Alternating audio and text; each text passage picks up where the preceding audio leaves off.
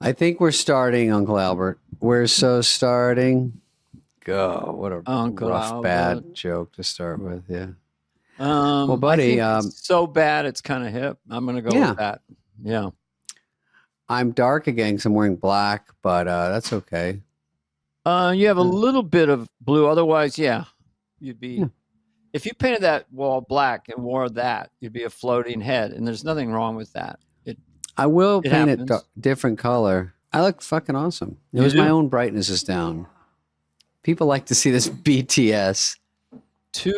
Yeah, the whole light thing is interesting. You know, sometimes too much light ain't good. Yeah, yours looks really good, but you have the window right there, and it's too bright for me to stare into a window. I think just so the people at home know all my ailments. Newsflash! Finally got curtains. Whoa! So the curtains are now. I know this is a multi-million-dollar. Well, actually, we're the comedy podcast of the year, but technically we're just sort of DIY. But I have a curtain that it's darker in here than normal. Holy shit! I didn't get CC'd on this. So you bought curtains in the last week? No, my wife had to order them from France. They took 6 months. I don't know what it is. So when I would take a nap, I'd have bright sun right on my face. I'm trying to snooze.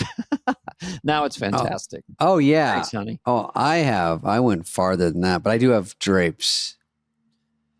Different word for curtains. Drapes are good. Okay, here's a little insert on drapes. Yeah. One of the first regular comedians I ever saw, Mark Miller. I'm just going to little comedy clubs. I didn't know unknown comics. I didn't know anything about anything.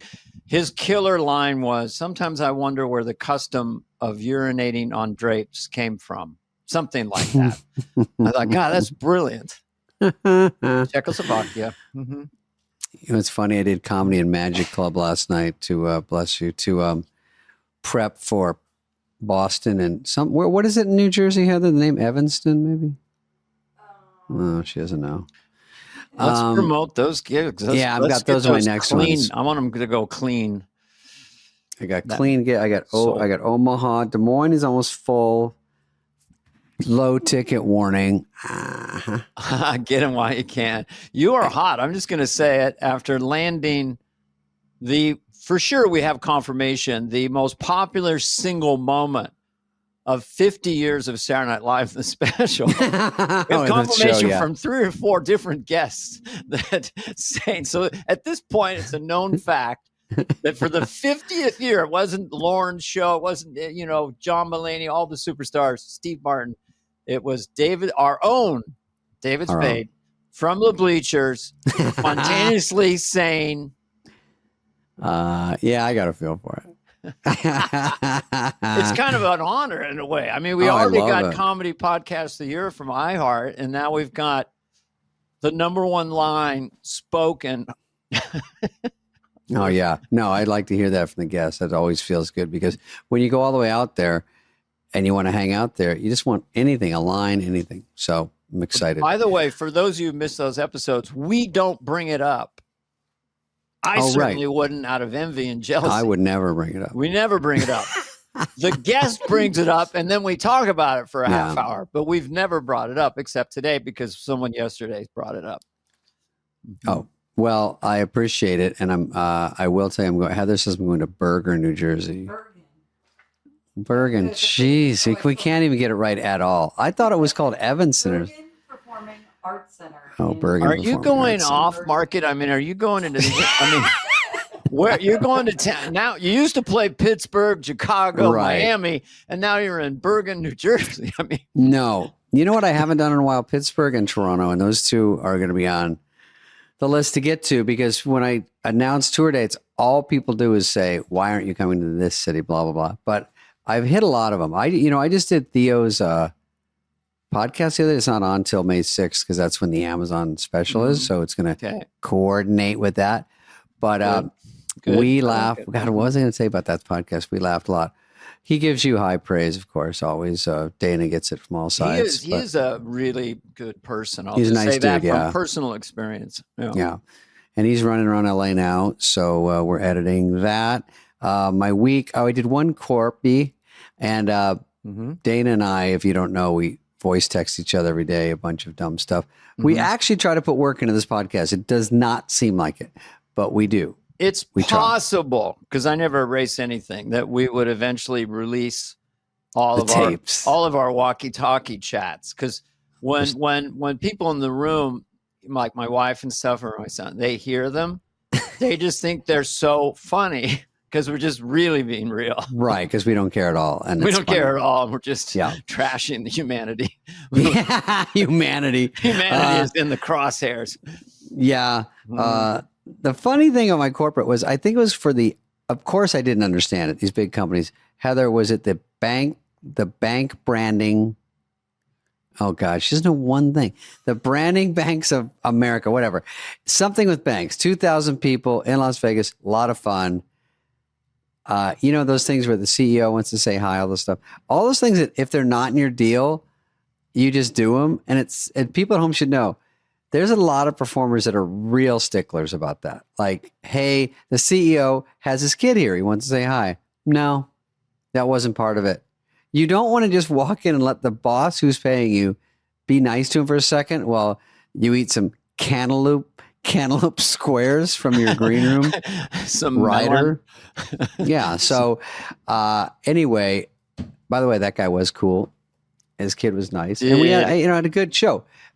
Supposed to do an hour. Hour is a bit heavy for these things, but they pay you. They want their money. I would say they don't know sometimes, like you'd be able to tell if it's been a long conference. Oh, I always say, when did they get up? Well, they got up at 6 a.m.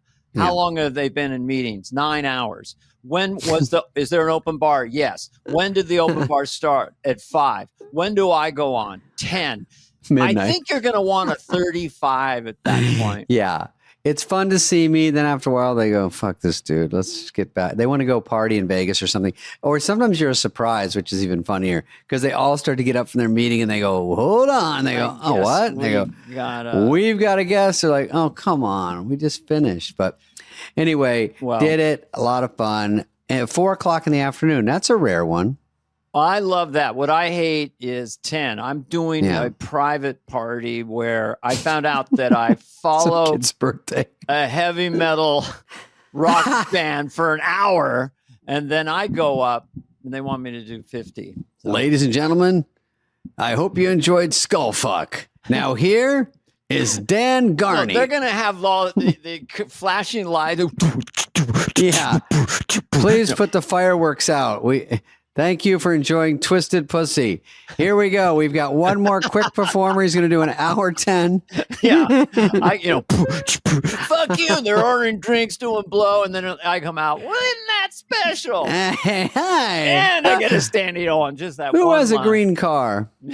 You know what's funny? I'll tell you this. Last night at Comedy Magic, because there's a lot of people do crowd work. Their magic? No magic last night. And it's funny because they always usually have a magician. I think because I had Bobby and Jeff Cesario. All right. So no magic. No magic. So Jeff. The crowd's in a bad mood already. The crowds, they if you do crowd work, one funny trick that comics do, have you ever seen this maneuver? Mm-hmm. Like they go, hey, how many kids you have? And they go, 2. They say some normal answer. And then the guy goes, oh, and he has no joke. So he goes, the other night, this lady said she had 9. And I was like, blah, blah. And he says a joke. And I'm like, are you referring to another night when you said an ad lib that was funny in that scenario and repeating it? And they're like, yeah. It's called the pivot. It's like, it's a good pivot, go back right? 2 weeks where I had a better ad lib. Off the top of your head, how many kids you got? 2. What would be the most reasonable ad lib that you get a laugh on? Just that. It's not a great setup. Well, I think I would, if you're a good crowd work guy, you go, what is the most common answer? And I'll think of a joke ahead of time. Well, I have one. Go ahead. Yeah, I'm hear yours. How many kids you got? 2. 2. So your husband enjoyed his vasectomy? Fuck. So you got your tubes tied. Yeah. So you got one from each nut. I guess you're done. So I didn't get my tubes tied. All right, fire 3. So, okay, what if I have 4 kids? 4 kids. Okay, you're one shy of a basketball team. So I say, get frisky. You've got a full game of pickleball.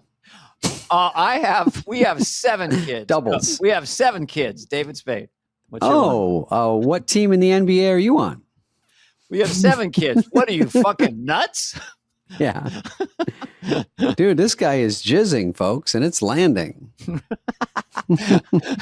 This guy's bullseye. This guy is the Arnold Schwarzenegger of sperm. Yeah, I find my way to the egg. It's not a problem for me. Here we go swimming through the water. This guy got 7 Yahtzees. Okay. But the good one is you go with a couple and they're not married. They're just dating the first and it's date. awkward laughs. Awkward laughs. And what do you do for a living? I'm a student. Oh, so you're unemployed or, so you're broke. There's you know, but the best. Or you say, go ahead. No, we said this before, but it is illustrative. We're on this topic. The most popular put down in the 80s versus the most popular put down in the last 5 years. Most popular put down in the 80s, someone heckles you. Hey, man, I don't come to Jack in the Box when you're working. Huge laugh. Today, I don't come to your job and slap the dick out of your mouth. While That's you're working. the difference in the culture. Yeah. Yeah, it used to be, I don't come to McDonald's and knock the broom out of your hand. While you're I had never heard that one. You never heard that? That was what I used to hear. I don't come to McDonald's and swack a milkshake out of your mouth. I don't pull you away from the milkshake machine. Well, do you ever have a bid on how many hamburgers they sold? Because there were a lot of people doing that. Oh, it was 1 billion for a while. They used to announce it on the out front. I think they went, 100 million, and they got to 1 billion. And I think eventually they just go billions and billions. No, and then they said, we've sold a shitload. Believe us. Believe me. Trust me. The golden arches are actually made of diamonds. Yeah. Well, I know we're going to talk about topics, but I don't think the topic of the movie news about the rumor of the Bodyguard, I don't think we're going to talk about that. But I heard that, and I was going to ask you, if the movie The Bodyguard, you've heard of it. I know a lot about Whitney Houston. I worked the director who directed The Bodyguard. Oh, that's right. Mick Jackson. So I know a lot about The Bodyguard. Okay. So what would you say if you heard it was going to be Taylor Swift in a remake? For the That's remake? Not a bad pick. Yeah. Super famous. I got a feeling my blink on that is that she would actually be a really good actress and she'd be good in it. Because Whitney wasn't an actress, was she? No, but Costner is extremely talented and really smart, and I think that he made her. So he was, the de facto co-director. He's Costner. He directed Dances with Wolves, and I think he made her good. I mean, if you're on a movie where the director shits on you, or there's 3,000 takes, but if you're with Costner and goes, no, just do this. I mean, she was great in that movie. Or he's trying to make himself look good and you look bad. A lot of, there's people, if they're starring and directing, you never know what you're getting. But yeah, if we were in a movie together, I'd be your Costner and you'd be the Whitney Houston. I'd be like, David, look, I talk like this, just natural. You don't have to push, and you would be great. And you'd carry me out of every scene. I accept it. I go, yeah, thank you. It's more fun to go with it. Yeah. Sneaky condescension. Yeah. You'd be like, David, the reason I have all the jokes in the scene, it's just too hard to explain. Let's just do it. Well, let's fantasize for a second. What would be the 2 best leads for a remake of The Bodyguard, man and woman? Okay, so if it's Taylor Swift, which I heard the rumor, and the rumor was the director of her Eras tour, which I don't know if that's a smart idea, but there's probably better directors for a story. Maybe Michael B. Jordan. He's cool. Maybe Ryan Gosling. Chris Pratt and Katy Perry. Done. Wait. Oh, you're switching it. Okay. Katy Perry, but she's still shaking from her space trip. I'm going to do I'm going to talk about the spaceship in a minute. Okay, we're almost there. I worked on it for 7 hours. It's so fucking great. It's so fantastic. Okay, we'll hurry up through The Bodyguard so we can talk about it. I heard... Should we finish have we finished The Bodyguard? We got it. We just cast it. It's done. Yeah. Ryan Gosling's not a bad choice. That guy's great. Yeah. Okay, so go ahead. So this has been trending a little long. we're just going to put it to rest here. But We're at the tail end of it. I That's heard fine. a rumor. It's gotten so big, the idea that a lot of it was faked. A lot of people I feel heard it that, wasn't yeah. quite real. Who was really in the spaceship? All. So I heard a rumor that they're going to have a Senate committee investigate it. Now, Oh, wow. Okay, here we you, Miss Gail King. Now, you and some folks supposedly went Yes. on a spaceship. Is that correct? Yes, we did. Uh-huh. And you were afraid of going on that spaceship, weren't you, Miss King? Sure. A little bit. Now, your best friend is Oprah Winfrey. Is that correct? She's my, friend in quotes, Now, yeah. she tweeted, and by the way, I have no bee in my bonnet over this. I don't have an apple up my tush. I'm just trying to get to the essence Thank here. you. Now, your best friend The essence. tweeted a week ago Tuesday that my friend Gail King is going into space. Wink, wink. What are you supposed to mean by that? Her words, not mine. Wink, wink. You didn't go into space, did you? Order. You never were in that spaceship, were you? Did you say order? You never went up there. It was all Oh, fake. people are yelling? You Hey, had come a double. on. This committee. My This time's up. committee, sir, Mr. Kennedy. I'm you sorry, can. my time's up. I didn't mean to disturb you.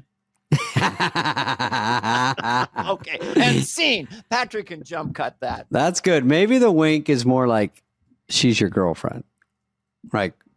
But you're like, Well, why the would she friend say that's a she's girl. going up to space and wink, wink? She's my girlfriend. Why did she really say that? I don't know. I made everything up? Oh, I like it.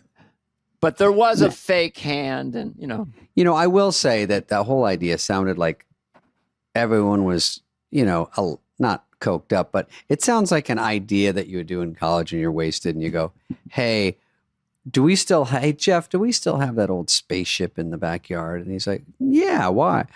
Well, we should brush the cobwebs off. Could it get a couple 100 feet in the air? I'm sure it could. Let's make a national story out of it. well, here's how it happened, David.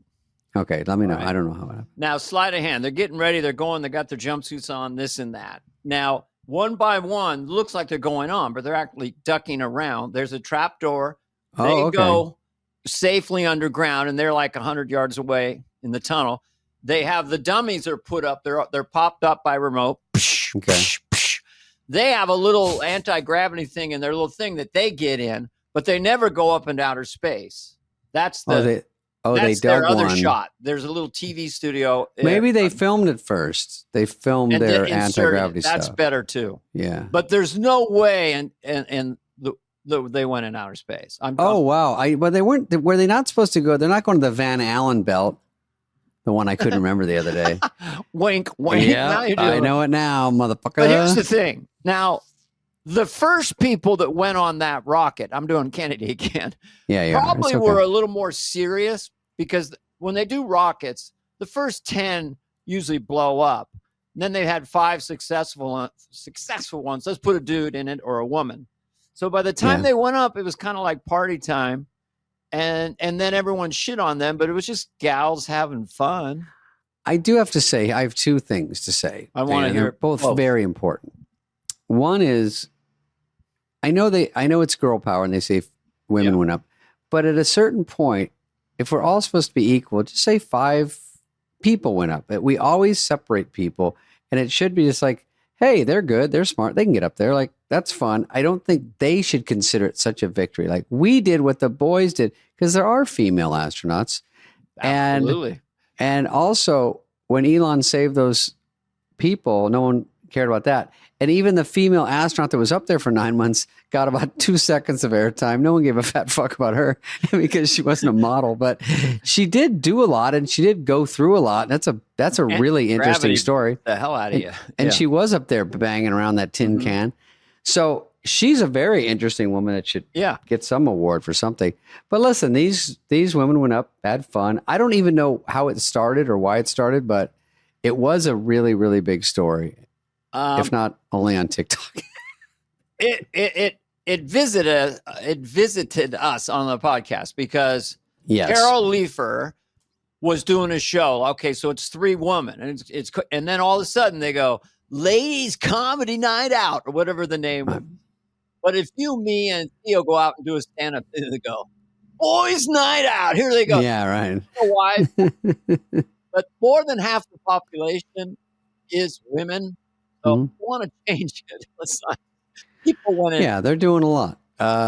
And the jokes were so pretty funny. That's why we're at the tail end of it. But some of the stuff I heard on just reading and Instagram, everyone was clowning on it. And then they're getting clowned on for clowning on it. Yeah, It's all funny. hysterical. It's all hysterical. It was mild amusement for the culture in the tumultuous times we will Sure. perennially live in. So anyway. It was nothing serious. It happened.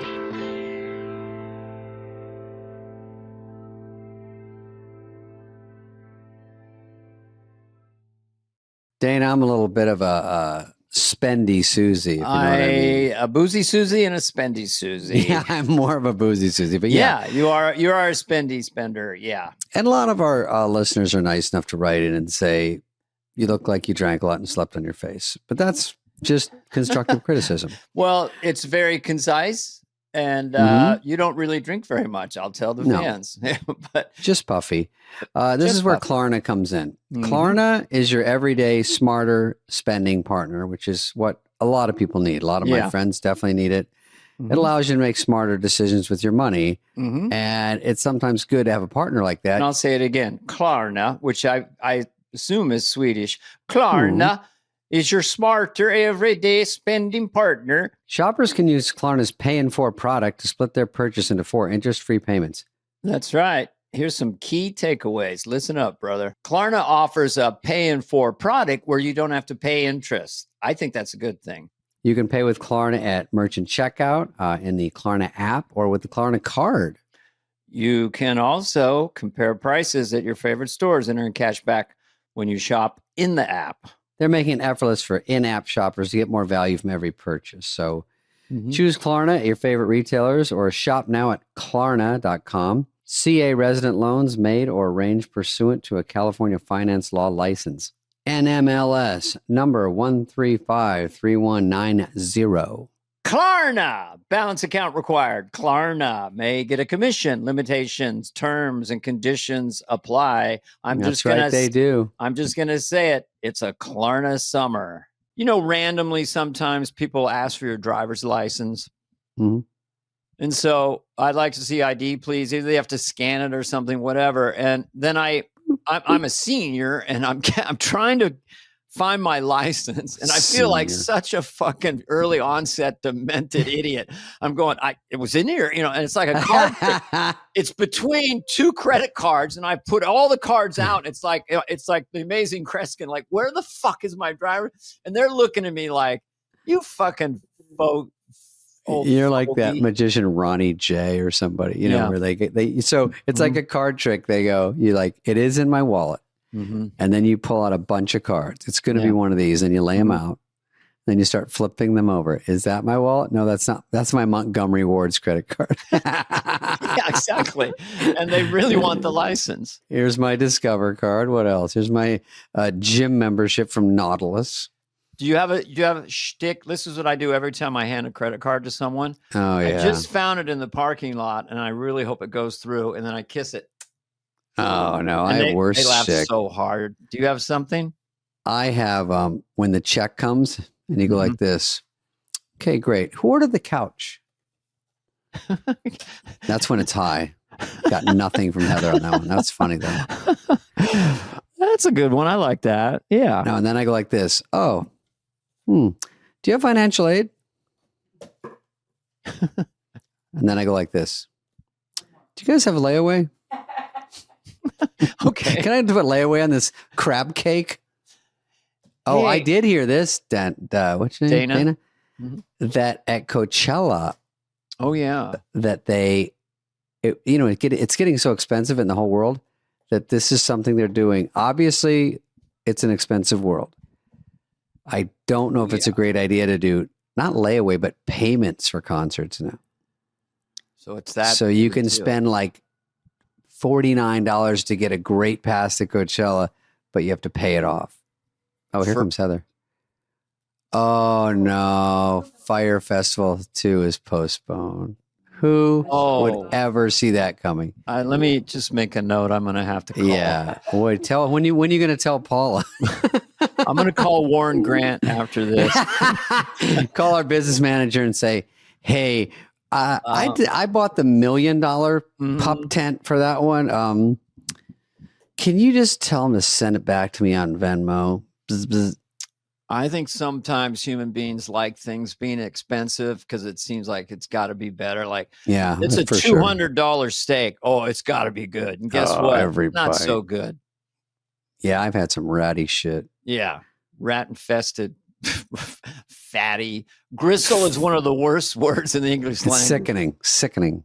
Gristle. What about when you get? I don't like Wagyu. When they go, it's the fatty meat. Don't want to say the word fatty. Is that your sales pitch? Where you go, tuna, toro, it's the more fattier one. Sick. Get lost. I know, as if it's more flavorful. Sick. You know? Who wants fat? No, I don't want fat. My dad would always make us eat steak. He would buy the cheapest steak you could ever get and put it in a freezer in the garage.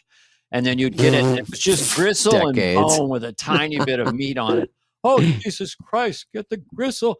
Same thing with the Caro syrup. We couldn't afford maple syrups. We got this white see-through syrup, Caro. And the ants loved it. It was so sweet. There'd be ants all over it and inside of it. And he goes, I go, God, there's ants in this. He goes, oh, Jesus Christ, it's protein. These are quotes. Yeah, I believe it for sure. Yeah, I also, ants get too high on it. They're like, what the fuck? They're not ready for it. Yeah, even the ants are just flat. But my dad would do this. He'd get up Sunday morning. He'd put so much oil in this big pan, considered himself this great chef. He'd have a pancake batter. He'd make the pancakes, and they'd just be bubbling with oil. On the oil? Yeah, on the oil. So the first 3 or 4 batches he would call Krispies because the oil would just harden and bubble over. And he got me a huge stack. I'm like 6 years old. He goes, oh, Jesus Christ, Dane loves the Krispies, which I didn't. So I ate the Krispies, and then I threw up. Trying to make dad happy. So horrible. So sad. Let's go back to Coachella, because Coachella was a big deal. It's also this weekend. Is that a good idea of having a good... How many outhouses would there be? I heard it was outhouse light, because I saw a city council meeting yesterday. What am I watching? Where the guy was like, and it was some old women going like this, you really did us dirty. And he's like, he's from like, what's it called? Golden Voice, whatever, does all these Live Nation. He's like, hey man, couple of fucking blips, and they're like, yeah, it was 12 hours of traffic they were stuck in. People ran out of gas. Yeah, we got some bugs, some hiccups. They always reduce it to nothing. There's no bad. She goes, there's no facilities. And he's like, I know. Is this a local woman? Yeah, she's in Palm Springs, and she's saying, she's 21 years old. You ruined our town. No, she's about 300. And she's like going, oh, why? You ruin our city with this shit. We It's had like, an infestation of hippies on our property. do you know the tattoo count? Defecating in the backyard. They pooped on our barrel cactus. Yeah, there's people the best move is to go to the Madison Club, that really killer Mike Meldman, place down there that has all the juicy houses. It's like a housing development. They have them all over the country, and they're just so kick-ass. And you're close to Coachella, so you can hear it. And what I'm hearing, Dana, and do not fucking repeat this. Don't worry, I'm recording this. Is that these girls go down there, and of course they have the tra-la-la life. They get whatever. So some rich guy has the house. They go down. They stay at the house. Sometimes they don't even go to the concert. They just hear it and then just do their Molly and all their drugs at the house and get wasted and take a million pictures of themselves. I love everything. The life. I'm out there grinding. Well, do people want to go there because it's hard to get in and it's really expensive and it's where the cool people are? Does anyone really have a good time at Coachella? Unless you have special passes, I think they do. Special seats, helicopters. And by the way, I just got to say, yes, I watched Benson Boone. Is that his name? Mm-hmm. Benson, the TV show? No, Benson. Heather would know. Yeah, I know, with the jumper. Yeah. So he looks like he's from the 70s. He looks like Burt Lancaster in the movie Trapeze. He's wearing like a trapeze onesie. Yeah, I saw him, and he did a flip off the piano. Well, no, and he's covering Bohemian. Queen, Bohemian Rhapsody, and then singing the song and then doing triple flips off the piano over and over again and running and sprinting. So I had to say I was entertained. I'm like, you're taking a circus performer, giving him a really good. Yeah. So he's tumbling, and he did a magic trick at the end. He had pick a card, any card as he finished. Nothing really matters. And he flipped a card and I was like, oh. No, he did not, did he? Hmm? Because first of all, let's start with he's good I was looking. kidding. Once you're good looking, Well, everything's easier after that. Is he can good looking? sing. No, Yeah, he can sing. Heather, is he? Yeah. He can sing. Picking Bohemian Rhapsody, the best part was bringing the real Brian May to play guitar, and no one gave a fat fuck. That was sad. Smattering of applause. People like, who's this old guy? I was on a Zoom with Brian Mann a couple of years ago, and I said that Bohemian Rhapsody was a full-blown masterpiece of pop rock. And he's very humble about it. Oh, geez, thank you. But he had a little stroke. He's recovered. He comes out, giant mop of white hair, and he just nails it. And it reminds you how brilliant his solo is on that song. Is amazing. The song's amazing. But Benson Boone has pipes. I guess he's good looking. I don't get it, but no, I'm kidding. That's what and you always Brian May, the comments were like, who is that guy? He needs conditioner in his hair. And I was like, well, that's sort of being superficial for a superstar guitarist. It's probably voted one of the top 10 of all time. I think he's might be underrated on those lists, but he's definitely known by everybody else as one of the greats. And, you know, everyone's forgotten, David. I know. Every year that goes by. What percentage of Coachella would know who Johnny Carson was? 0, 1, 2? 0 to 1%, yeah. So that's all right, but they do know Queen because Queen has We Are the Champions.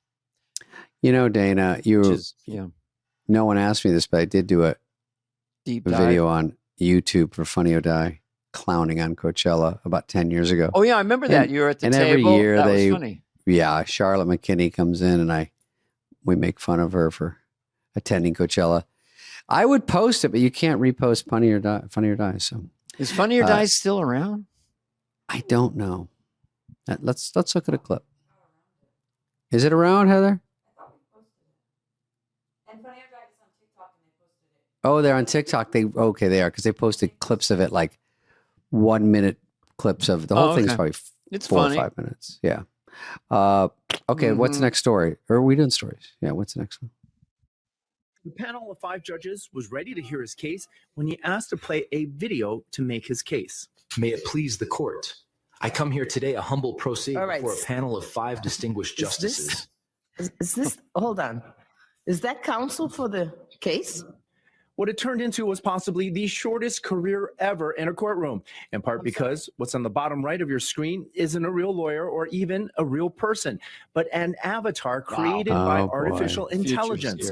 The judge, learning of this, was not pleased. I don't appreciate being misled. This looks like the Palm Springs How do we know Council. she's not an The panel of 5 AI? judges was Yeah, ready to it's hear his true, case Dana. when he asked to play This a whole thing video is out of to make order. his case. How we know May this it isn't please the April court. Fool's joke? So an AI lawyer looked like a clean-cut guy in a sweater. It Look like Dave Coulier on Full House.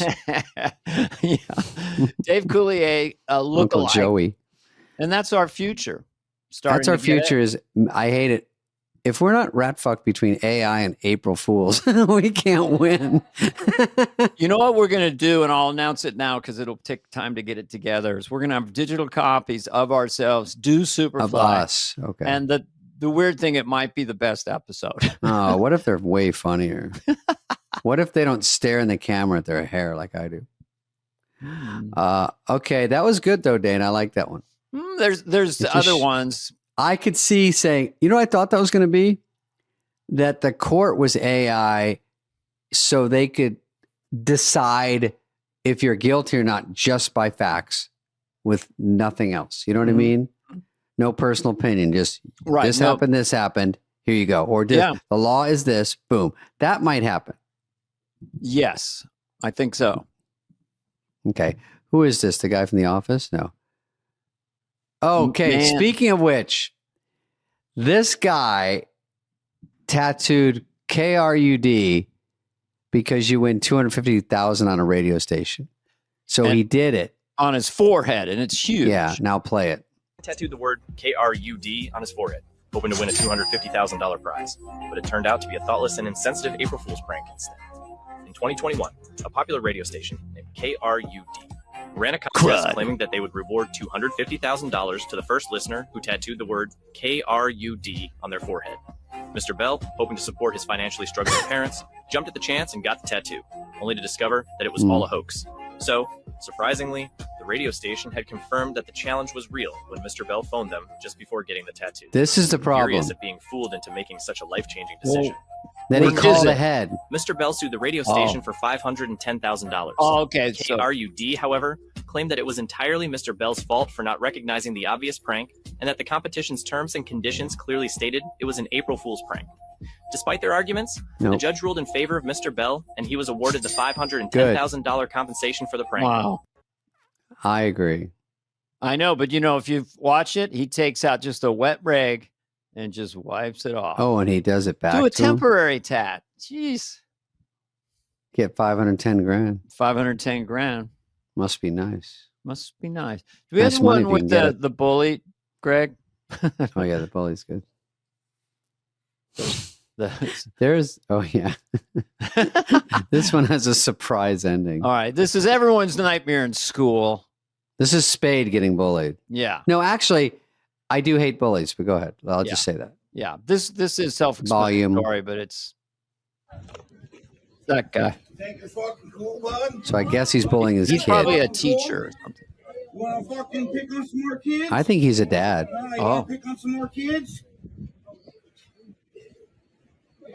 You think it's fucking funny? You think it's funny? Looks like Jason The Kelsey. way that guy walks. Jeez.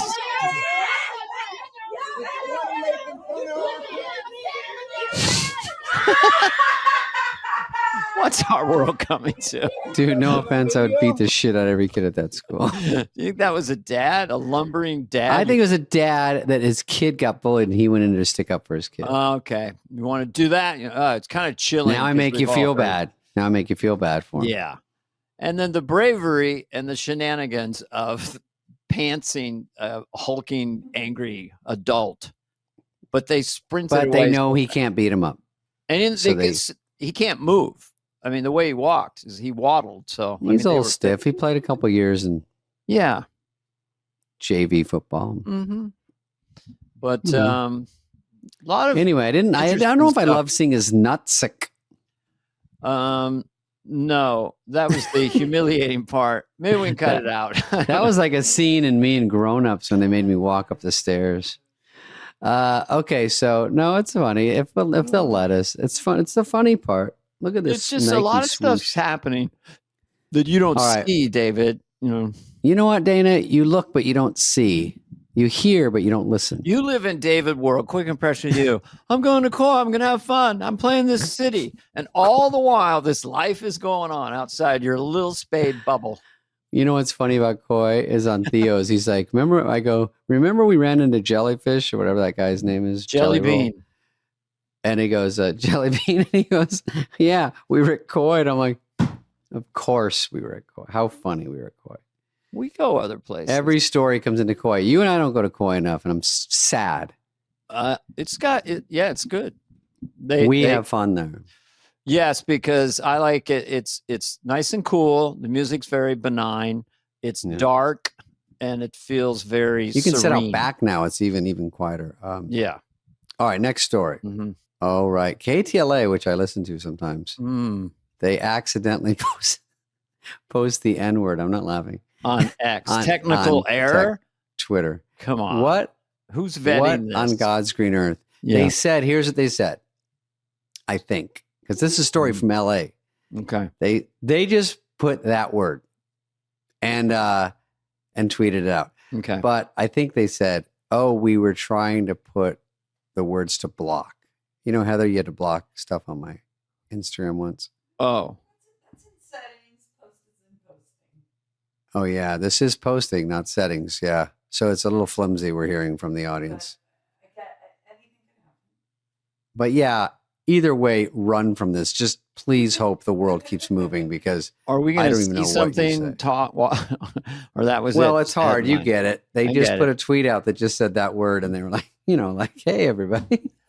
And everyone's like, huh? A news station. And they're like,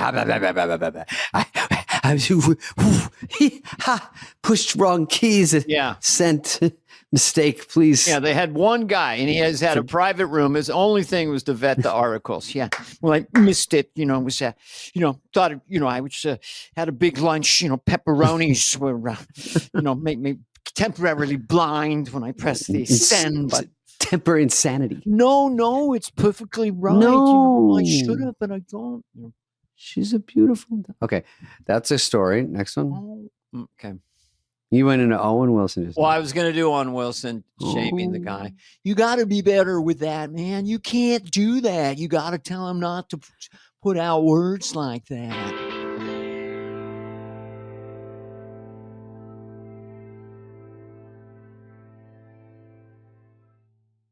Did you know we talked about Jack Black, who's on the show, who's not on? He'll be on the yet? show. I think it's May next 2026. No, 2025. He'll be on in like a week, but Yeah, I'll be on in a week. He can't wait. But we were joking about how people go crazy when the chicken jockey comes out, and I told you this is real. Mhm. This is a real one, Heather. When the chicken jockey comes out, they used to throw popcorn. Okay, And when the chicken jockey comes out. Look what they're doing, Heather. What is They're lighting fireworks fireworks in a theater? in the theater. Wow. And they're raining down on them? Yeah, they're now So everything's people on fire. are panicked and running, screaming? And there's some part of the movie where it makes everyone go crazy, and now it's a joke. They all do it, like Rocky Horror, but they're taking it too far. Oh, you're saying this is Minecraft. Yeah. Oh, and a certain part, everyone comes in and lights on fireworks. No, at a certain point, everyone would throw popcorn, They would do that, but then this is and then the a week escalation. later, it's escalated to someone brought a live chicken in, and then people are on each other's shoulders. Then they start throwing fireworks. When they see They the just- chicken, they throw Yeah, the just like, fireworks. here's our time to go nuts. And the police came in when we talked to Jack. It had just started at a police were like, hey, guys, don't go throw stuff. And now, Heather only heard the word chicken. Oh, the Well, word chicken got out of the coop and had fun? Chicken got out of the coop. Yeah, it was a lot to unpack. I will say this is that the movie's a smash, but when we talked with Jack, he was just hoping it would get to 700 million. I think it's getting very close to that already. It's only been out 2 weekends. So I told him it'll do $1 billion. And if it does, I'll try to find him, get up in his grill a little bit. May 7th, he'll be on our show. I think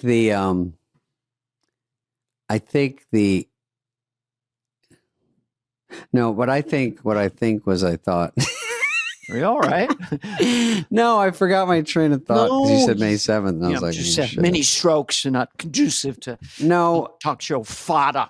Oh, I was saying this sort of controversy helps a movie a lot because every dopey kid goes, oh, we got to go see this and see what people will do. Actually, I'm going to bring a handful of rocks. And then it escalates.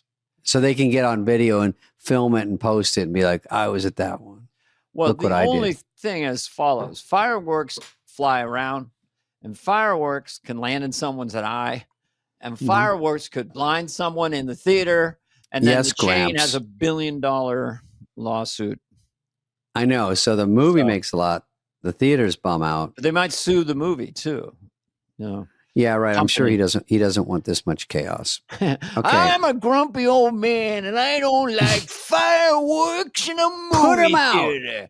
Pistol Pete, I'm trying to watch John Wayne. My day, we used to put silly putty on the cartoons.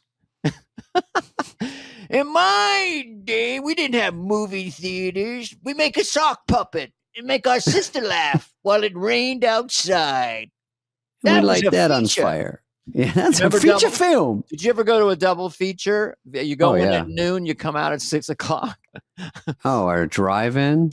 Not a drive-in. Two matinees in the afternoon. I did double feature in a drive-in, motherfucker. That's like motherfucker, raw dogging. I did all-night creature features. Oh, I did not do All that. night in the drive-in watching Edgar Allan Poe, Vincent Price, old-fashioned horror films till dawn, bitch. My brother, they know I'm the scared one of the family, hence Dandelion. And they go, hey, come with us to see the Blood Farmers at midnight. And I was like, that's not a scary one. They're like, no. You think from the title I might have deduced that it was scary. It was so sickening. I had to walk out and walk home. At 12, Dana. My friends and I, This is why I'm fucked up. which I probably said before, we go, oh, what's that? We're trying to see a movie, high school, but 16. What's that? X or who? Sisty what? We go in, we're in the third row. I've no idea. Exorcist? The original Exorcist. Never. Had no idea. And it really disturbed me. And I was, I was flipped out for a long time after that. I still haven't seen it. Yeah, it's too much. I swear I haven't seen it. It's a brilliant film. When they bring in the devil. You know what, Coachella, I have to say, and this sounds like a little bit of a pulp. Lady Gaga, who is great, I don't think they need this extra part where they're all adding this devil worshiping satanic rituals in their act. It's not just a quick thing. They do a whole thing. I just think I would walk out. I hate to say it. Maybe I'm alone. I can't. I don't know why they do it. I don't know why it's cool. And I don't know why. If worst case scenario, it's just corny at this point. Sam Smith, it's just so like heavy and weird and dark. Why? Now listen, we had AC/DC and they had like a picture of a devil and obviously in the background. We know it's out there. We just don't need it on the Jumbotron. You know what I mean? Of life. Like it's in the background every time. We're trying to get through life every day. Why that offends me?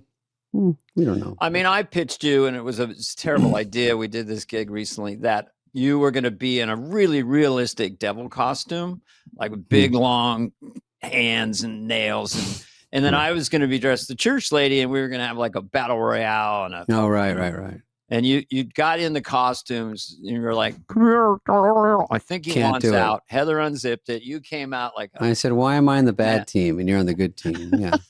But yeah, they want a trend. They're not superstars because they're dumb. They know that that's going to go somewhere. Devil worship. Yeah. What's next though? Hardcore porn. Right. Sacrifice. I mean, it is a slippery slope.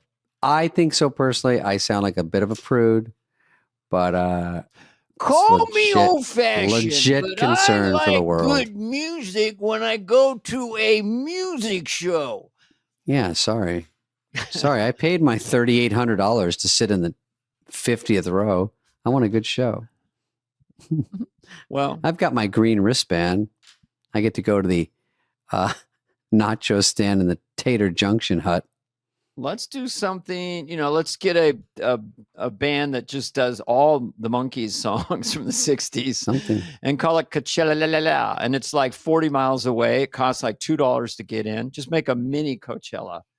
We should do a different, but Coachella is hard to compete with. It's a second weekend. They're going to do it. It's going to kill. Okay. What's the next story? Buskers. Mm-hmm. What's a busker mean again? Busker, is he selling stuff? Oh, just a street musician? Street performer. Okay. Yeah, trying to make money. All right, let's see how good this guy is. All right. I'm from Norwich. He's from Norwich. Okay. Okay. Oh, you do drums. Yeah. Tell me if this sound. Is that him? That's him doing it. Yeah, they're kind of invisible. It's just done by a computer. No, he's doing his mouth. I call it the world's only invisible drum kit. Invisible drums. So here we go. Bass drum on the floor. That's pretty good, right? The hi-hat to my left. The snare in the middle. The bongos are on the top like this. Snares. The floor toms. He's doing a DJ beatbox. deck. That's good. He's Michael Winslow. Five different noises in this drum beat to begin warming up the voice. Yeah. Hey.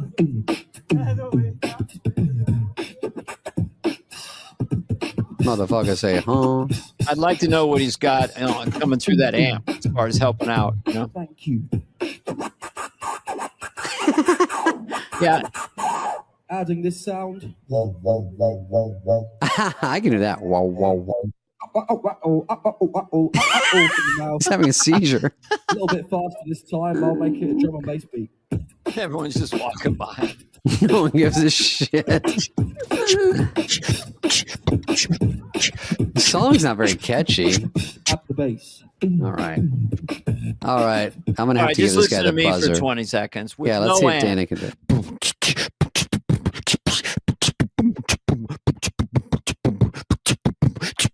Shit.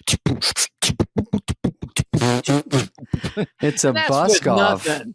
Yeah. How about the hi hat? I like when they grab it. Yeah, you do sound effects. Okay, you do No, I that. can't and I'll do the that. other one. Just do the.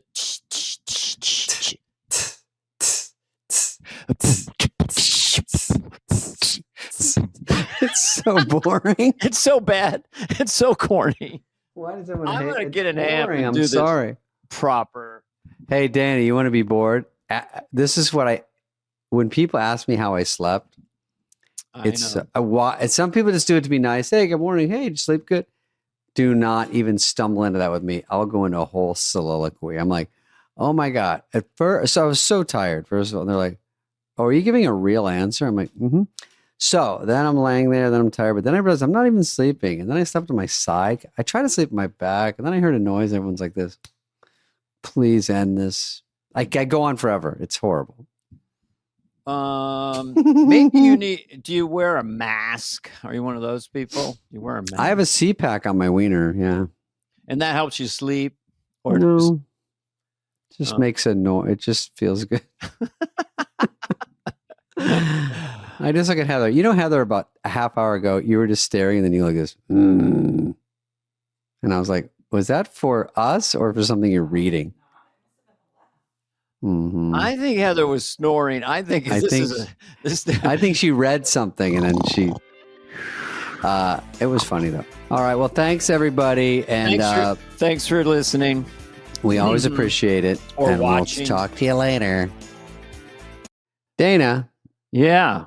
What do you got? Well, we have Eliza Schlesinger today, who is a comedian. I actually see a lot down at the old clubs and colleges I play. I have, yeah. She goes to the Comedy Store. She works, man. She grinds it out like Nikki. They're all these. I'm not going to say these women. Gals, it's just really these comics just grind it out, and she's good. I think I always see her kill. I follow her a lot. She comes in because she does like 3 a night, and because she's got a special coming out. You know this, the Amazon Prime special. Oh, the one called Different Animal? That's right. March 11th, I think. Amazon Prime. And that's going to be a good one because I've seen some of the stuff she's doing on it. She talks, she talks, she's got so much great stuff, and she's had so many specials. She's been out there, books, specials, podcasts. She does it all, and it's all working. And we get to talk to her just about her process. And I love that word, her process. But she's someone who went to her first open mic and then was a headliner in clubs within 3 years, which is not easy to do. Very hard. Took me a lot longer than that. Took me 3 years to learn how to hold the mic. 3 years, I had about 14 minutes. I mean, honestly, you think you have an hour, you don't. No. So she had a killer hour and 36 months of stand-up. She has a cool name. We talk about how people just, like I was always, instead of Dana Carvey, it was Dana Garney. Horrible introductions early on in your career. Yours was... Oh, I gave her a bad introduction too. I didn't even mess up the Schlesinger part. There's a controversy about... There was a big controversy. There was a big thing that happened between Eliza and David, and we talk about that, and we talk about what she wears on stage, her marriage. It's a fun episode. I really enjoyed talking with Eliza.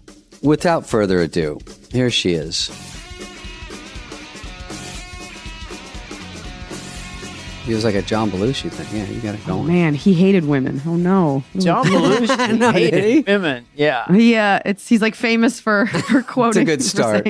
I like pizza, I like movies, and I hate women. He's famous. He's famous for saying women aren't funny, and I only think about that because journalists always bring it up, and I'm like, he's dead, so I guess I win. Oh, I don't Quotes know. follow forever. Have you ever been like, you read something and Eliza said this and it's completely made up? Obviously you have. Not, or just like a half quote, and you're like, I'm sorry that I said that like half awake on a podcast in 2010. Yeah. Like, do I still need to Yeah. remember my firm stance on dogs versus cats, on a sandwich being a pita? Going out on a limb. Literally. Yeah. Dude, pita had a good run. I mean, that pita bread, that was a good bit for. Well, like stoner podcast people have to be like, oh no, is a tender McNugget, is a pita a sandwich? And you're like, the world's on fire. Yeah. I don't know. Well, it's literally on fire. Literally. I was going to say it was too soon, but when I said last night to someone, well, this is rude. We'll take it out. Uh-oh. But I said, oh, where do you live? And they said, Encino.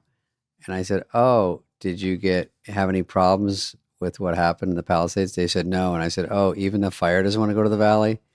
And they just stared at me and I go, no, but actually, so it was horrible. So everything okay? I had to skim over it. You know what I mean? I'm going to defend Encino right here. The first house I ever bought was Encino. And I would go over the Mulholland Hill into the hella Hollywood party. Who loves you? Go back to the country. I'm going on record defending I like Encino. Encino. Do you? The first TV show I ever shot, we shot it in Encino in like a mansion. It was like a reality show. Mm-hmm. And I had no real reference for it. But as I get older, you're like, oh, that's where all the money in the valley goes. Like if you want to live like a millionaire in Kansas City, buy your house in Encino and you can live like a person. South Is of the Encino the Boulevard. nice version? Is it like closer to the mountain? Is better that way? But it's on the flats, but you want to be south of Ventura. You don't want to be in the crime-ridden areas, although they have their advantages and fun too. Was this show called The Bachelor? No, it was called, you would only know this if you had trouble sleeping and or a coke addiction because it aired so late. Well, what was the subject of it? Let us see if we can guess the title. What was the idea of the show? It was called Excused, and it was like a dating show. And I was the host. Oh, it is and a people dating would show. date. Oh yeah, we did 230 episodes. Holy And so shit. I have eaten. The bigger issue is that no one knows the show, but I have eaten at every single restaurant in Encino. Oh, because you're Reseda. out there. I love it. Reseda and Encino. If there was a lunch special, if there was a sushi bar, I ate there. Who does what network was that on? How did I miss a 230 It's like Friends. episode? It's like Seinfeld. It's like it's like Friends minus the money. It was syndicated. It was CBS Studios. So it was picked up in all these crazy markets. So every once in a while, I'll get some like dude in skinny jeans that's like, I used to watch you when I was getting ready for my shift. Skinny jeans. I used to watch you. Yeah. Before I used go to to watch Fudd you. Ruckers, we Did you always like watch it? It wasn't really for That's me. right. You ever get a backhanded compliment? I heard you're pretty funny, but it's not for me, man. I saw some of your stuff. I stopped watching when you got married. I stopped watching. Oh, do you. they say that? It's you can take the good with the bad. You get all kinds of weird compliments that I'm like, look, you would still love to have sex with me. We both know it, but thank you so much for buying this ticket and enjoy the improv. Enjoy the show. I want to walk around with that attitude. Yeah, I do You too. want to have sex with me? We both know it. We both want it. You could, We both want it, but I am married, and so it's tough. But yeah, but Do women comedians who are photogenic, let's put it this way, attract the creep element more than the stud dudes, the men? I guess I can't comment on more than but I think it's not even about being attractive. I think you just, as a woman, you just like leave the house. You're like, here I am. And then the universe is like, well, here's the list of weirdos that are going to make it tough for you. Yeah. No matter what you look like. So I don't even know if being attractive matters. guys are just like, hey, let's do this. They'll figure it out later if you're attractive. They just need to get something going. I mean, I've definitely talked to male comics, big male comics, lesser known ones that have, I think stalkers come in, I think mental illness knows no gender. And Yes. That's your next special. A good hooky title. Yeah, because it includes everyone. Ali Wong always slams when she gets on stage. She goes, like Pauly Shore brings her up. She goes, Pauly, there's so many girls that would fuck. This guy's the grossest guy out there. All male comics are gross, and all these girls will fuck them. It's so rude. We're all in the back going, now, here. I am now here. Let this meeting come to order. Now, see here. Oh, I thought you meant here, like I. Like I agree with that. Like no, I do like I say here. Yeah. I say. I think most male comics would proclaim themselves degenerate scumbags, and I think they wear it proudly. And you become a comic because you're like, look, of course, we can all agree I'm physically repulsive, right? But if you can make a woman laugh, I mean, it's disproportionate. We've all heard that rumor, yeah. And I always say, comedy's like music. Where, what kind of comedy are you doing? Are you like? It's like saying I like music. It's too general. So, you can make a girl laugh that's on their wavelength. Like, what kind do you like? Dry humor? Do you like goofy? Do you like so? Sometimes you do sync up with someone because of that. Of course. I mean, if that's your only, listen, I wasn't famous in high school. There's nothing going on. It's just all trying to be funny. That's all. And you're on a platform. Go ahead, Eliza. Well, I was going to say what's weird, just for a moment, if I could, I want to hear this. Pull back the curtain. Well, you said you weren't famous in high school, but I watched you guys in high school, and that's what's crazy for me. Oh, wow. Yeah. And just shoot me, chopping broccoli, the church lady. I know all of your resumes, and David, some parts of the year you and I share a similar haircut, but and we're on many lineups together. And Dana, I've never met you, but it is very weird to finally talk to people. And I felt this way when I met you, David, where you're like, oh my God, like you were my reference for so many funny things, for all the sketches I wrote in high school. And that's nice, right? I mean, David, I probably never got to talk to you about this because we always see each other in passing, but I don't think there was one of the most impactful sketches was like the Gap Girl sketch. And Dana, my mom bought me Wayne's World on VHS as a surprise for a sleepover. I memorized the whole movie. Like, you guys are massive bricks in like a comedy fortress that I've built in my mind. And so I like that. This is crazy. Yeah. I totally get that. You know, the things that I saw, like if I had met John Cleese at a certain age, I still, good. I want to Wikipedia. But I get it. If you're in your formative years, I say 6 to 12 or 13, 14, that time frame, shows you watch, comedians you see. So we get it. But of course, now that we're just people who went to a club on a bet and then ended up on television. We get it. Can you kind of emotionally or mentally touch your fame and how much accolades and money you're making doing this? Or is it still a little bit surreal? You're pretty young. I don't know. It's grounding and surreal at the same time. Like sometimes you look around, you're like, oh my God, like every stitch of everything in this really nice house is because I thought to make a joke about something. And then I look at all the things I don't have, and I'm like, and you could be making more jokes and have nicer things if you got out of bed quicker. I think we all are the weird. You always look to someone that's sort of well known and that you grew up with, and you forget that they're sitting there going, I could do more. I could do better. That's all you're thinking all the time is like, work on my act, work on this, try to get this going. Where are you at on the disciplines? Because we've met different people on this podcast who really do workshop, like Nikki Glazer, Jim Gaffigan. It's an amazing thing. How effortless was, or how hard was it for you to get a position on Stand Up Mountain? Did it come quickly, or was it a grind? Or I don't know It came relatively quickly. I think I got my position relatively quickly because I became like a solid touring headliner in 2008. And when did you start? Jesus. I started when I was 21. But so I was 2000 doing it. What? Well, 2000. I graduated college. I started when I was I graduated college in like 2004, 2005. And so I did it for about 3 years. Okay. Became a touring professional after. That's fantastic. And this was, it was when it was. And so I was able to sort of become a headliner and bypass a lot of sexual harassment very early on. Shocking. But I don't know. David could tell you. I mean, he sees me out. I'm out when I'm not on tour. I'm out almost every night of the week. Yeah. I mean, you're jumping club to club, right? yeah, and it's something that you think would like kind of like lighten up over time, but I'm about to turn 42, and if I'm not on the road, I'll knock back like 2 or 3 sets a night just for the love of it, you know? And just do you always out there. record? Do you record always, or do you just go and do it? You know? Do you remember it? It's hard to remember for me. I tend to, if I do record, I have trouble listening back. So I tend to. I can't listen back. I'm like, who wants to hear this? This is awful.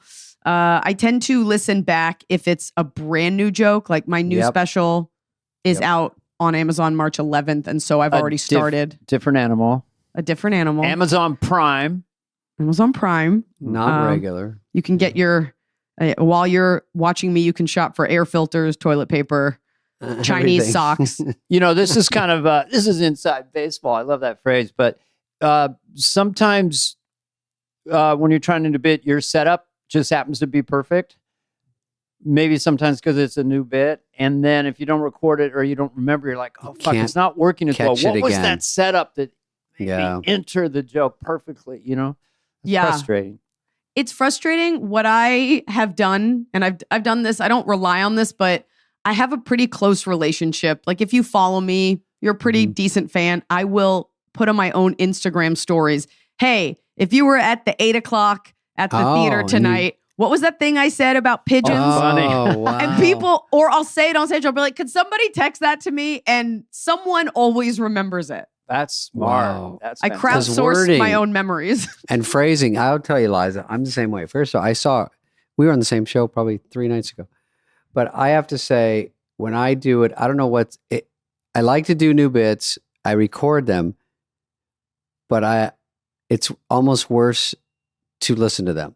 It's awful. Because it's so sickening that I have to make myself go, I recorded, I did it the right way. I just have to hear it or write it down so I memorize like just the phrasing because it worked. And then it's so lazy, but it's something sickening about it, repels me to, and I have to, like, I do another show and I wait all day and then I go, I got to just hear it and go, that is how to do it. Okay. But it's so hard to make yourself do that.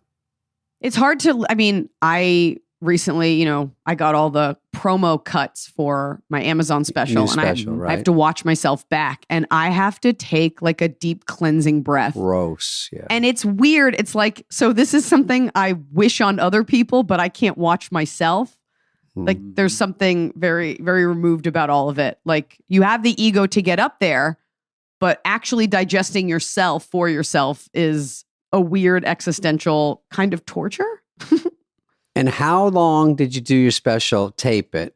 And then so you taped it and you said you're already working on, do you want a full new hour or do you want mostly new before you go out or what do you want? Yeah. I mean, the timeline to the average civilian, the timeline seems different than it is because, and you guys know this, by the time people see your hour, you've already been on the road and working because it's like a 4-month time period between when you record it and when it's actually released. Airing, but even prior to recording it, you had jokes that didn't make it or jokes you were taking out that you still want to work on. So you're just constantly. The other night, I actually got up, and I seldom do this, with just a list of jokes that I've written down that I haven't gotten to, and I just read them, and then we'll just start with those little. Just see what pops out. You're right, and sometimes it's a bit of a trick. Could you give us one of these jokes? Yeah, give us one. Sure. Okay. Sure. I want to explore the absolute rage that I feel. I have to preface it by saying my husband is awesome. We have a lovely relationship. He wakes up at like 5 a.m. He gets our daughter ready. He makes all of us breakfast. He does everything. He's elegant. He supports women. Like he's the best. The absolute abject rage I feel toward him when he takes a nap. Like he needs it so he won't collapse. So he'll live. There's just something too gentle. I'm like, why don't you take your nap, you little gentle toddler? Why don't you take that little baby nap and rest your eyes? Like he's been up for 18 hours. Like he has to take a nap so he doesn't collapse. I didn't see this napping on your resume. I don't think we would have had a first date if I knew you napped all day. And you're like, he's like, I get 5 minutes a day. Just relax. Yeah, it's a 1 hour nap. And I'm like, but what if I need to talk to you? Like so it's less that it's more about making fun of the unjustified anger. It's never an actual anger toward him. That is funny that you're just enraged. You're not kind of bothered or a little bugged. You're just furious is funny. Someone will be like, hey, can you ask Noah a question? I'll be like, don't know because he's in the land of Nod. So I guess we'll just put our lives on hold while he naps. Meanwhile, it's 1 hour. Everything's fine. Is he on a couch publicly or is he in a bedroom with the door closed? No, he retreats to the bedroom and no one can go in there. Oh, by the way, that walk of shame he's trying to, I'm getting mad I'm too. getting fucking pissed at this guy. If I was at your house talking to you guys and he was quietly going in the other room, like, where are you going? That's what you probably say. Were you creeping off too? I need Nap you to time? Yeah. I got to talk to you about a conversation I had with a female friend. Can you get back here? A female friend. Here's what you tell your husband to say, which will make it slightly funny and less annoying. Oh, Eliza, I'm going to take to my bed.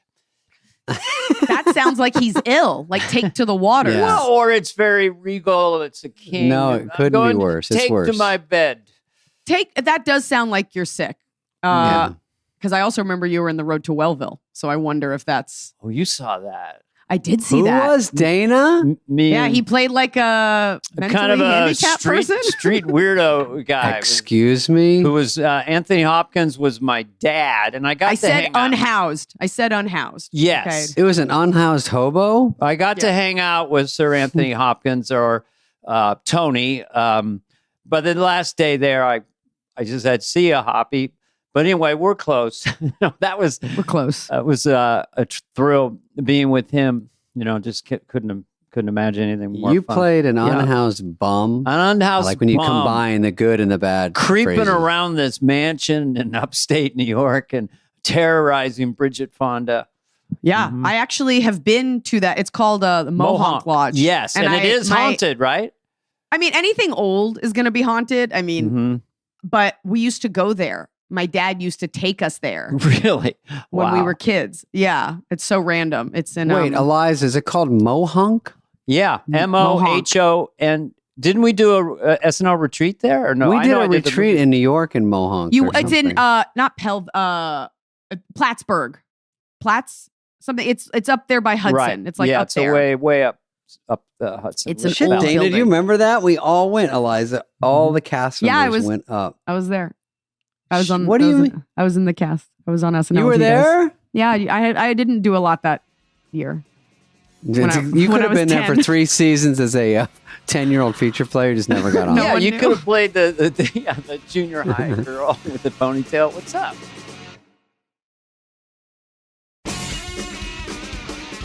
I will tell you, my daughter's just turned 3, and so it's on me to show her what's funny.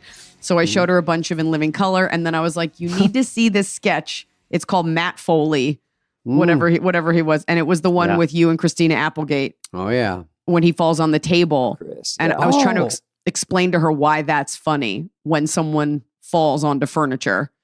And that took the funny right out of it. Did she react to it? I mean, she's 3. Nope. But she will. She will ask for it in like 6 months. She'll be like, I want to see the furniture guy. And then you'll be like, I will pull it back The up for you. furniture guy. Yeah. Does she watch Miss Rachel? No. Really? Just never thought about it. I thought that was the big hook. No, but we watch a lot of Michael Jackson Thriller on repeat, the whole video. Oh my gosh. Wow. I mean, because that's a little very scary, advanced. right? It's monsters coming at you and stuff. I was like, you need to know what good music is. Halloween was there. I was like, you have to know this. And now, I mean, if you're a parent, you will just live to see all of your favorite things repeated to you ad nauseum until you hate them. We listen to Thriller every morning, multiple times. If you had to guess next Halloween, what would your child go as, you think? Would it be I already know. Spider-Man? Going, what? Oh, she's going as Elsa. I already asked her. It's either Elsa or Michael Jackson. Oh. It's whatever. It's funny. Next year, it's in 9 months. She's She already knows. on it. 3, 4, or 5. Halloween rocks. I mean, Halloween is for that That's age. the pocket. The cute kids, twick a tweet, and then the 15-year-old high school dude. Could I get some candy? Not fun. So my block does the Halloween for our entire area. So it's like 1,000 people. It's a job. Not only that, the kids are so rude. They don't know to say trick or treat. And my like joy in life is putting on a witch face and I heckle these kids. Oh, I love it. I try to be, and they kind of crave it. And when a kid comes back for candy and I'm like, I recognize you, get out of here, you little fat brat. And I turn them away. I don't call them fat. But I love to scare them because you have to say please and you have to say trick or treat. And they don't. No, they don't know. They know. I was telling Dana that the Super Bowl has a Roman numeral like 48. I'm like, let me tell you something. No fucking kids know what goddamn Roman. Can we drop it with the Roman numerals? They don't even know what numerals means. They know the word number barely. They can't read cursive. They're not reading ancient numbering systems. The AI is going to teach your daughter. It's so true. They're so stupid. They no idea. So excellent. Eliza, you are, I'm not reading this. Eliza, you from Dallas, but do you remember when you were there, you're too young, but my favorite club was the Dallas Improv on Beltline. Central and Walnut. Oh, it moved because now it's in Addison. Addison is one like next to a freeway. The whole city's next to a freeway. It's Dallas, Texas. The whole city was built off a toll road. That's so funny. That the Addison Improv, I used to call that. Okay, I played the Addison Improv, but there was a Dallas one, and the manager used to take us to the $1 Million Saloon. Dana, it wasn't a real regular like Old West saloon. Hey man, Spellbinders in Houston. Anybody? I'll tell you what. I think Dallas has, at least it used to have like more strip clubs per capita, and then I think Portland and probably Atlanta join the chat. But join the chat. Join the strip chat. But Dallas has a lot of them kind of down there in that area. In that whole area down there. The manager would take all the comics down there and he'd give them free passes. And they'd be like, oh, this is good. Oh, wait, it's good Monday, Tuesday, and Wednesday? Wait, is that when you were playing there? No, Eliza. That's just they were only allowed to go. I'll tell you what. I could paper the room. I could just see like any female comic working, like being like, oh, cool. Thanks for these strip club passes. I'm so glad. I'm so glad I can get these wings. We had a good thing going. I remember, you won't know this because you're too young, but when I worked there at the Addison Improv, this cute waitress said she dated the drummer for NXS. Now, this is going way back. That's an old band. It's very And we're cool. like, you don't even know who NXS is. There's not a chance because no one anywhere but LA sees anyone famous. Just never happens. Right. But God, lo and behold, that god dang drummer for NXS comes in the club when I'm there. I'm like, what? And he said, this ties into you. You got, the comedians, if you want, stay a day, and on the night off, we'll all go to see Michael Jackson. And I'll get his ticket. And he took us to Michael Jackson. Where did you? That's amazing. Somewhere in Dallas at some big dome. I was like, oh my God, it sounds like a lie. It might be a lie. Actually, I'm going to back off a little bit. What do you mean it might be a lie? Did you go or did you not? No, because you reacted too big. So I was like, wait, am I lying? Oh. I think it's true. No, I think it's true. I saw him live, but I met him when he was 13. Oh, yeah. You met him when you were a busboy waiter at the Holiday Inn, bringing Michael Jackson and all the Jackson family dinner and lunch. Fruit Loops. Yeah. At a Holiday Inn? Holiday Inn, which was near a regional theater called the Circle Star Theater, 3,000 in the round. The Jackson 5 was playing there in 75. I was a busboy waiter, room service guy. And so I got to know him a little bit. I always brought him raw carrots. And is that you getting to know him? In the story, thinks he's at the zoo. It just makes the story better. I'd rather than I gave him carrots and left. Also, Little Richard, I waited on him. He answered the door naked. That's true. What city is this? This is San Carlos, California. I feel unqualified to be on this because I don't have these storied, other than, I don't. You as ran I'm into going through, Dane Cook at the Beverly would Center. be the- nobody wants to hear that. Yeah. Who'd be the person you'd most want to meet right now? Like a Michael Jackson. famous person. Well, he like Taylor Swift. You met her? I'm just throwing it out. Okay, most famous person. I've never met her. I guess it's I don't know. I don't think it's about like, oh, I want to meet them. It's more about like, Who oh, would I'd love to affect work with them. I see. But I mean, I met Billy Crystal once and I cried, and he was so nice because as a comic, you know, it's not about rock stars. I mean, I think if I met Nicki Minaj, I'd be like, we have to talk. I have so many things I've always wanted to say to you, and she would tolerate me, and she'd be like, whose mom is this? But as a comedian, there are so many people. If you're lucky enough in your career, your idols become your colleagues, you know? And that's very unique and kind of weird. Well put. Kind of sad. Like it's sad for the idol. but it's, I don't know. I think, I don't know. Anybody from, I mean, if I ever met Jim Carrey, of course, obviously I could never meet Chris Farley, but that would be impactful. Will Ferrell, I'm sure I will take a meeting with at some point and will embarrass myself. Love Will Ferrell, yeah. Big fan of Elizabeth Banks. I've only met her executive. That's a good one. I think I've chatted with her, but you know, you see like women that were on SNL, like you see these people, and then you remember that you know they're just like you. These are just normal people. But Billy Crystal, I did cry because that was incredibly meaningful.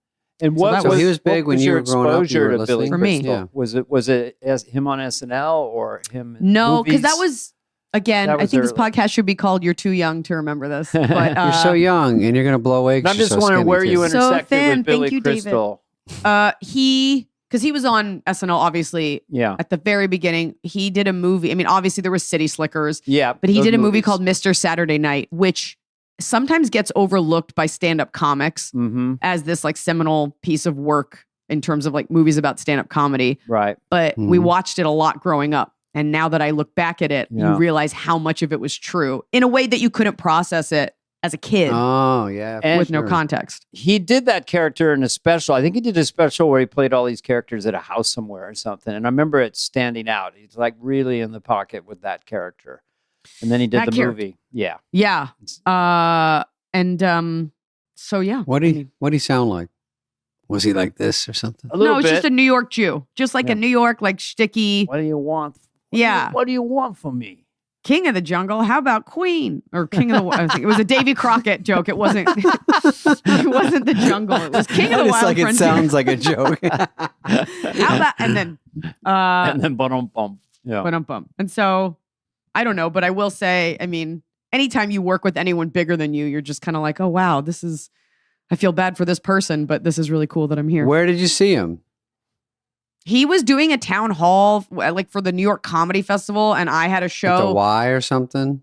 No, it was at Town Hall. Like it was Town called Hall in New York. Oh. Yeah, and Actual I snuck back there and I went like under the stage, like Phantom of the Opera style, and I was like, I bet he'll be here. And he was.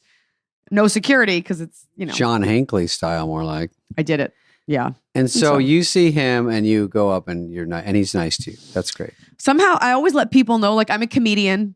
Just so you know, like, I'm not a weirdo. Like, I'm like, I do what you do. We're the exact same. Can I get a picture? Which means I'm a weirdo. I'm a weirdo. And I took a picture. Equals I'm a weirdo. Well, there's also that thing with comics. Someone is a comic and you're like, are you? Or is this something you like think about doing? But I do think it is a nice thing. Like to level the playing field. When a comic comes up to me, they're like, hey, I do comedy too. It's a nice way of being like, hey, like, I mean you no harm yet. Right. It kind of like you're on the same club. Like anytime you go in the backstage comedy store, you walk in a club on the road or you do a guest spot and you see comics, it's all like equal. Everyone's like, hey, what's up? Blah, blah, blah. Yeah, like you could at least introduce yourself or say hi. I mean, but I always feel bad when like a comic is like, I couldn't get in. I'm like, if you're a comic, you can come in. You can always come in for free.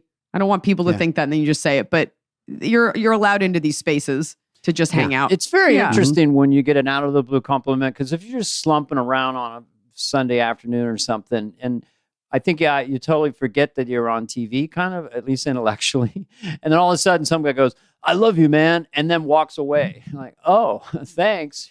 And they don't want anything, too. And sometimes that's kind of nice. They don't want anything. The most humbling is when I'm like, did you, because sometimes I'll say it because I know someone will be nervous because I'll pick up on the energy. I'll be like, did you want a picture? And then they say no. And I'm like, I'll just go fuck myself then. I didn't want to give you one. I feel so bad. They're like, I don't want to go that far. I'm not really into it. I mean, you're fine, but let's not get off.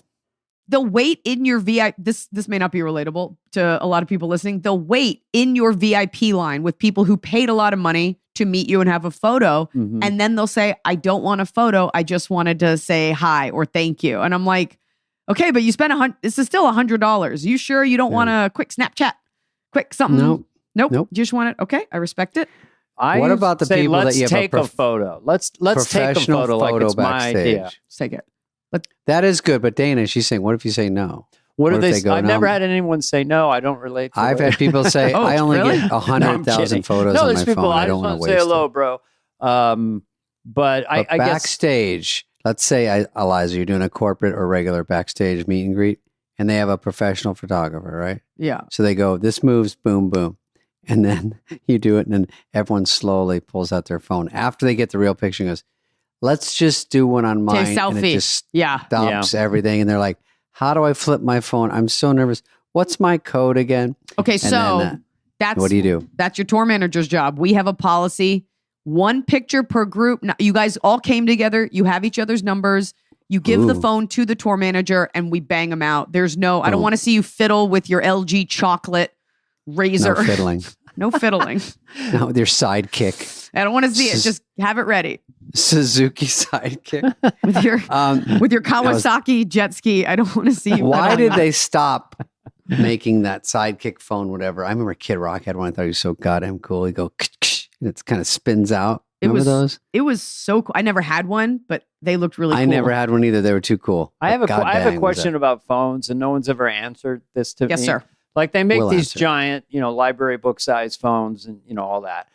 Could I get a second phone that was tiny that I could just talk on that has the same number? So everyone at home knows, Dana Carvey's holding up an iPhone 6 and I don't know how he still has it. Is that a 6? It's a 6. No, it's a normal phone. It's a normal phone. He's holding up an iPod Shuffle. Shuffles were a great idea. People have phones that just perform a phone call duty. It doesn't have the internet. Like people are going back to that now since we're all getting called a drug dealer. Cancer. Well, nice if you're just around town, you could have like this really light phone with the same number and still have this when you want to go show people videos. Come on, Tim Cook. Get your ass. Is that how badly you want to show people videos? Like Dana Carvey's just walking around like, look at this cooking video.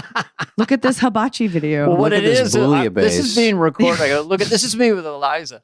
This is me with David Spade, Yeah. So wait, actually, if I've seen women and they at dinner and they put down the 2 phones like stacked on each other, I'm like, hooker.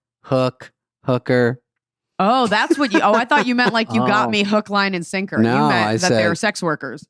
That's what they think. I mean, and then I go, nope, we got a hook alert. When I first met David, he had a burner phone. I go, what's that for? No way. Never mind. Yeah, what is that, David? What's that about? He's lying, but it's a funny fictitious scenario. So I'm going to tell you the truth that nobody's going to cop to. Okay. Oftentimes, when you see someone with 2 phones, if they're not a drug dealer, and there are, I can think of a Kevin Gates song about having 2 phones. It's called 2 Phones. It's oftentimes just a performative flex. Like, they're like, sorry, I just get so many. I can't. I'm like, this is a microcomputer with the entire power of the world in it. And you're telling me you're so you have so much going on that the internet can't hold all of your information. Your phone book is so full that you need 2 different. Yeah. I think if you're a mega celebrity, like most people just won't have your number. I'm not even that famous and most of my calls go to an assistant. So the 2 phone thing, unless you have one for work that you throw in a drawer at the end of the day, is really, and people like hold them up to be like, oh, sorry, I just have 2 of these. Like, okay, we get it. That is a good flex. Like, it's a flex. I want to have 3. Performative flex is another possible special for you. Yeah, with 3 X's. So 6 specials. How in a pretty short, well, I guess they would spread them out, but it's a lot of specials. It was in 1 year. It was in 1 year. We did 2 a month. Man.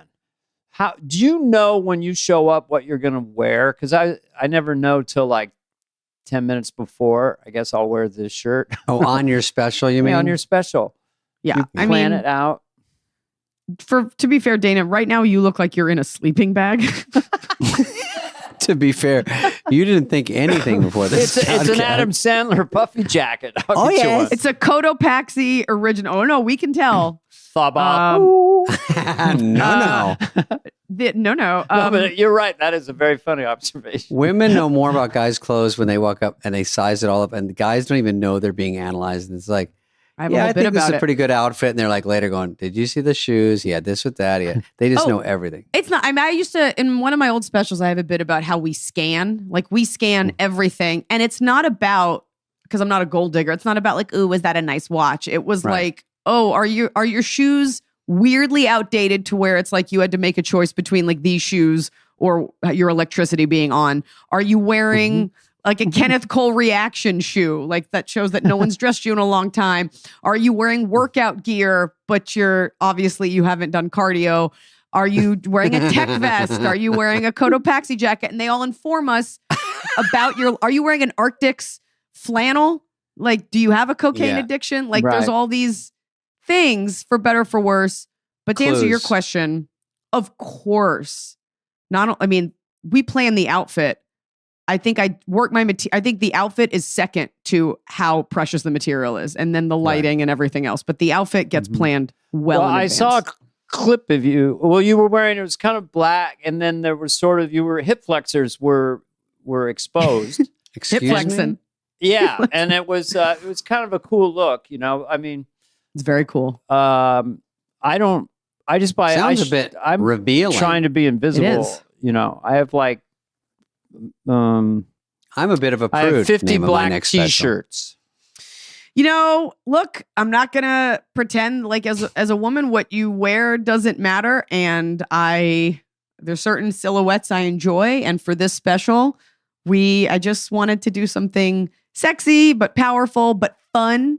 I found the pants prior to having my last baby, so I held on to those pants for like a full year. And I was like, I'm going to get into these pants come hell or high water. And I just stared at them every day. Do you feel like when I was trying on shit for my stupid special, like, oh, I might wear, it's guys, it's like nobody cares. 90% of the time, a t-shirt and a coat. And it's usually those jackets with no collar or whatever. So I was trying something on, but I don't usually wear coats on stage. I don't do much movements, but I don't want to have any resistance anywhere. Like, it's too tight, or you're trying to look good and you're like, I can't really do what I do, and I'll think about it. I'd rather just be loose. So that's why my excuse is I don't look that great on them. Also, I have one coming out in the future. I didn't know what I was going to wear. Again, what is the title of it, David? Did you call it your stupid special? That's what you just said. You were like, in my stupid special. My stupid special, this garbage. I think it's called This Garbage. And I didn't decide what I was wearing because I brought two things to the special and we were backstage and I was doing them both. And I go, this. We wound up doing a combo platter because they said you have 5 minutes before you go on. So this is what I'm worried about before I go on and the crowd is there. And they're like, guys, what is he walking out in? So we just know for whatever reason. They want to know a month ahead. They got to steam it. They got to steam no matter what you're doing. Steam as long as you don't have wrinkles. Look, here's the deal. In terms of men's comedy, there's Eddie Murphy Raw, and then there's whatever else the rest of you guys wear. Like it either has to be impactful and iconic, or literally no one cares. I'm going with literally no one cares. I'm going with people go, what did he wear in the special? And they're like, oh, did he have any clothes on? We don't even remember. That's how good the material was. Laughed at the jokes or we don't, but we go, that means literally nothing. Why guys care? That's why I go, I don't really care. Just what do I wear all the time? People have already decided they like me or they don't. Let's just. Well, I think it's all about what you give to your audience. And I don't think people watch you for a sartorial experience. And I think when you're a woman, people have to, like, it is about what you're wearing. Does it hug your body? Can they see your body? Are they not seeing your body? Is that deliberate? I think women get judged on these things in a good and a bad way. But for guys, it's just not the way that we think about you. Like if someone sees you, it's like, oh my God, it's David Spade. Not, oh, maybe on a Saturday night, like, did you see those leather pants? It's just not it's just not part of your brand. And some females are like, are you a hoodie comic or do you dress up? It's almost, you know what I mean? Well, that's because for the longest time, you know, the audience, it took them a while to wrap their minds around the fact that a woman was speaking. But now I think, you know, I see a lot of younger girls just going up and just everything's out and they don't think about it. And the answer is you're welcome. It's because of women like me and our generation putting in that work in those American Apparel hoodies so you could wear a belly shirt.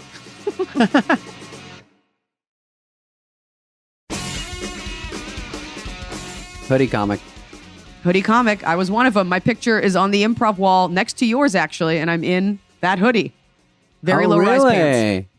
Yeah, you're right next to mine. It's right when you walk in. Eliza, do you remember when I brought you up wrong? Yes. Do you want to tell it? Because it was a very sweet story. You tell it. I feel like I remember half of it. It was in the original room at the Comedy Store. So I think I brought you up and I said your name wrong, right? Definitely. I said your name wrong. It's a tricky name. To be fair, it is awful. I think I got the first name wrong. Yeah, not even your last name. Yeah. So what? Oh yeah. So I felt so bad because it was very unprofessional. Even though intros are always screwy, like Bobby Lee's coming in this idiot, blah blah blah. He's my dad. You know, it's always screwy. Mess up the credits. But I said her name wrong. I didn't know her enough to do her name wrong. And then Adam Egett was working there. So I said, can I get Eliza's email maybe? Or yeah. Just to apologize for doing that. It was you got it. And I got it. So for people listening, Adam Egett was the general manager of the Comedy Store. And now I think he manages Mothership in Austin. Yeah. And he texted me and he was like, Spade's going to message you. And because I think I may have said something to you, or I didn't, but the way he said Spade's gonna talk to you, the vibe was like, hey, you did something wrong, and now Comedy Royalty is about to not only blacklist you, but you should never have gotten upset that he mispronounced. Like it was like Spade's gonna. He didn't say reach out. Reach out is a good thing. It's like Spade's gonna reach out's better. Bring down the hammer, and I was like, okay. And you reached out, and I was never going to say anything ever again because I knew it wasn't personal. And you went out of your way to say that it was a mistake and you were sorry. And I couldn't believe that someone of your stature, that David Spade was reaching down to little old me to be like, hey, sorry about that. In an industry where people are like aggressively awful to each other for fun. And I always remember that about you. And unfortunately for you, I was like, oh, cool. Now we're friends. Now I can always talk to him. Yes. And then I said, no, I got to get it right now all the time. All the time. Yeah. Because I can't mess it. I can't keep messing it up. One time, Dane, I went on the original room and Bill Burr was next, but he was in the hallway bullshitting, just like a typical night. And I got the hiccups, like I'm sure to Bill, like a girl. And I've never done this. And I hiccuped up every joke and they started laughing, but it was too much because it was like the same thing over and over. And they're stopping laughing. And after about 3 minutes, I go, hey, is Bill out there? and I go, and I hear, what? And I go, can you come up now? I have to get off.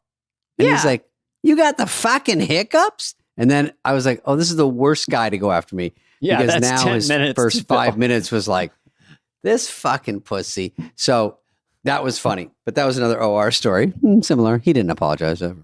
No. But just know that if you're watching a show and comics give each other shit like that, it's because they're friends. I don't think I've ever really seen a comic like fuck up and then the next comic gets mad about it. Like it's never, I've brought up comics I don't even like and I've never given them a bad intro. I've never been like, this next guy tried to sexually harass me over the phone and now I'm famous and he's not. Please welcome. Like I would never do that. I think all you did, now I'm thinking about it, when I walked up and said your name wrong, you took the mic and you go, it's Eliza. And then you just went on and did, but you weren't scolding me. No. You just said it right for the audience to know. And then I was like shot leaving the stage like Platoon. I was like, oh. And because I deigned to softly correct it. And then Adam's like, Spade's going to talk to you. I was like, oh my God. Oh my God. He's going to get mad that I knew my own name. And you were so nice. There's a rumor you softly corrected someone. And you're like, I think I did. He's like, what the fuck? You owe David Spade an apology. Your name is now Eliza. Miss Shellsinger. That's Shellsinger. There you go. Miss Eliza. There you go. Singer. What's the most common mispronunciation, or is there one? What Dana just did deliberately or not? I can't tell if it's a bit. No, I was kidding. Okay, thank God. It's Schlesinger, Schlesinger, but I don't even correct people because it ultimately doesn't matter. Because the more painful part is having to then hear them try to correct it, and then it becomes like a linguistics lesson. Sure. Yeah. And you're like, I'm just trying to promote this show. I just got this special. Yeah, I was introduced I'm as just doing Dana 12. Garney a lot. Dana Garney. This next comedian's kind of funny. Some people Dana like Garney? It's just reading off a piece of paper. Dana, D-A-N-A, and then they just, the V became an N or something. Dana Garney, ladies and gentlemen. Greg Fitzsimmons told me that he one time, and he's in my phone as this, got Grapefruit Simmons. I don't mind that. People are just uneducated, not checked in, just out to lunch, just making up words, not reading. But Eliza, how nerve-wracking is it when they go, there's no MC, and you're up there and they go, and you go, who's next? And they're like, Bill Squankmeyer. And you're like, this next guy is so good. You don't even know who they are. You've never even heard of them. Do you remember don't know when what to say. Oh, yeah. I mean, the art of stand-up is 99% making up a bullshit credit for the next comic who you have no real reference for. Yeah, that's a good way to put it. Right? It used to just be clubs and colleges. But now that's, I mean, if you're playing colleges as your main thing, like maybe you're not doing great. And used to be Comedy Central, which it really isn't anymore. So now, I mean, I brought up a comic the other night and I was like, you know him from the internet. Please welcome. It was Morgan J, and who is known from the internet. It's not like you met him on Star Search. And so I thought, I just usually like, this next comic is hilarious. One of my good friends. Please welcome. I do that. Yeah. Anyone is next. Yeah. Crowd just doesn't throw know. someone out here. All right, let's plug Eliza's thing one more time before we let her go. And I will say before I let you go, Eliza, different animal. I just talked to today someone I said you were coming on, and they said, tell her Good on Paper movie is great. And that is a Netflix movie. That's right. That you wrote? I wrote it. It's based on a true story, and I starred in it, and it's available for streaming 24 hours a day. And it is Good on paper. It's very hard to write a movie, and you were in it. It's even harder to make one. Turns out it takes a lot. So hard to make a movie. Yes. So vouch for that. And the special, Dana, say the name of the special. I'll let you do it. A Different Animal, Amazon Prime, March 11th. We shot it in where? In Salt Lake City, which I knew. That's a great place, right? It's secretly an incredible comedy town. Yep. Mm-hmm. You wouldn't think that, and they're the best. And I have to be honest with you guys, you are my first podcast I've done to promote it. So you're the first person, I guess it was Dana, that I've heard say the special out loud, because the title's been a secret. That's cool. How big was the theater? What did you do this time? Size wise? It was the Eccles. So that's, I want to say 2,300. I also want to say 1,800. It's all such a blur, but we did 2 tapings at the Eccles, and it was gorgeous. Mm-hmm. And the outfit was hot fire. So I'm excited for everyone to see it. I would do one in Salt Lake. They're good crowd. The outfit was cool. If it's the one, I think. Yeah. I hope it is. I hope they sent you the materials. Salt Lake City is basically people, not everyone there is Mormon, but what you get is a city of like almost no crime, people who don't really drink alcohol, jacked up on sugar from soda shops, and just really looking for a good time before church. That's who's there. That's right. I got to play that and place. They're good. You got to. Dana, they would love you. Dana. Yeah. Yeah. David, Felipe Esparza. Yes. Is a great stand-up comedian. Our guest today on Fly on the Wall. Mm-hmm. Good dude. I actually was quite entertained by him. He had a great story. And you know, that was one of the ones I have to say I'm not tight with, but I think you had met him. And I was introduced to him through you as far as his comedy. And then when I looked him up, I thought, oh my God, this guy has been around doing great. And it's just one of those blind spots when you're not in the same places as people, but he has a huge career. Huge following. His story is so interesting because he came through the border illegally years ago with his mom and his brother. And I think his brother had to be dressed up as a girl or something. But anyway, his stories of how he got to America and how he started his career in America and how he's become so successful is just a great ride. And he's funny and charming as well. I think you're going to really like him. Yeah, I had a great time talking to him. He's a good-looking dude. If that matters to anyone, does to me, does every he looks very young for his age, and he has a great head of hair. We couldn't get over. Yeah, cool hair and a good attitude, and I had a lot of fun with him. So hope you like it. Here he is. It's Felipe.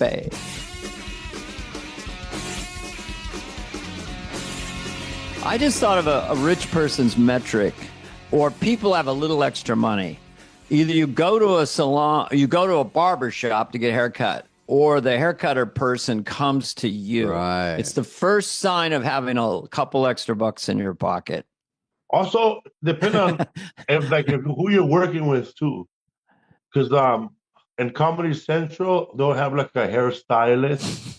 But when you're working with like BET or Def Jam, there's like two barbers there from the hood. And they're giving you There's a barber shop on the set. You don't even know what's going on. You sit down and go, and you hear the comedian go, "Give me a Chicago fade."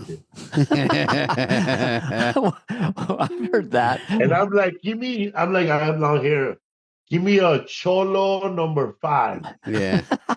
Bum, bum, bum, bum, bum. Cholo and you don't number get any 5. kind of food product with that. You just get hair done. There's no sense of any sort of food with that.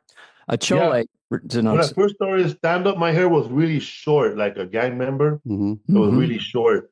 And then, I used to get pulled over on the way home, so I just started letting it grow.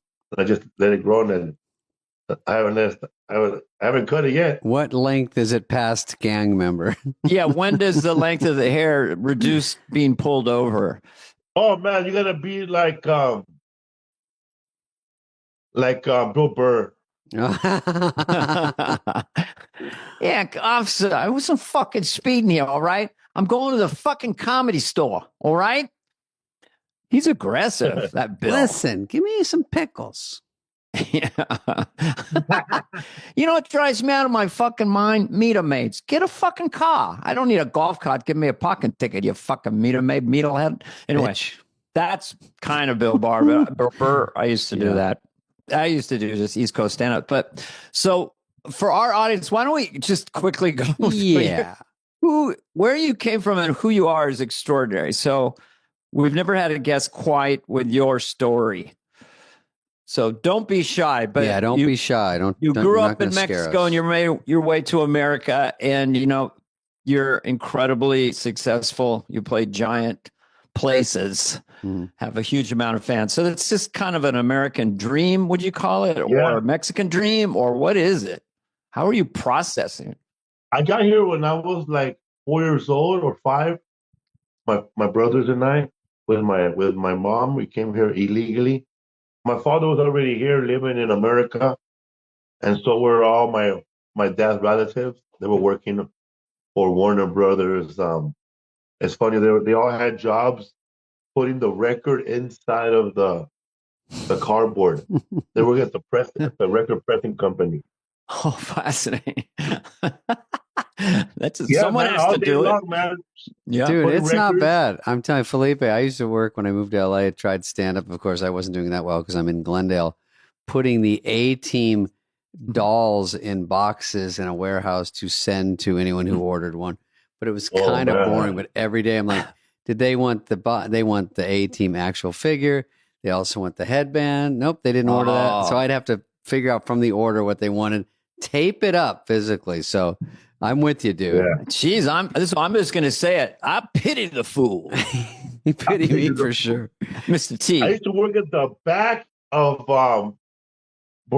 North Broadway, where the Broadway warehouse used to be. And I used to separate all the clothes hangers, the plastic ones. Oh, yeah, you got to keep them separated.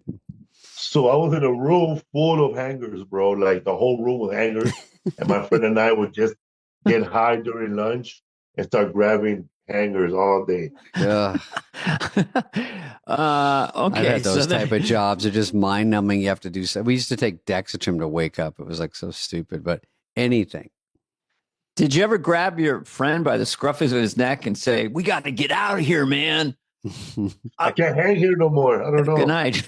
I can't do it. I can't hang.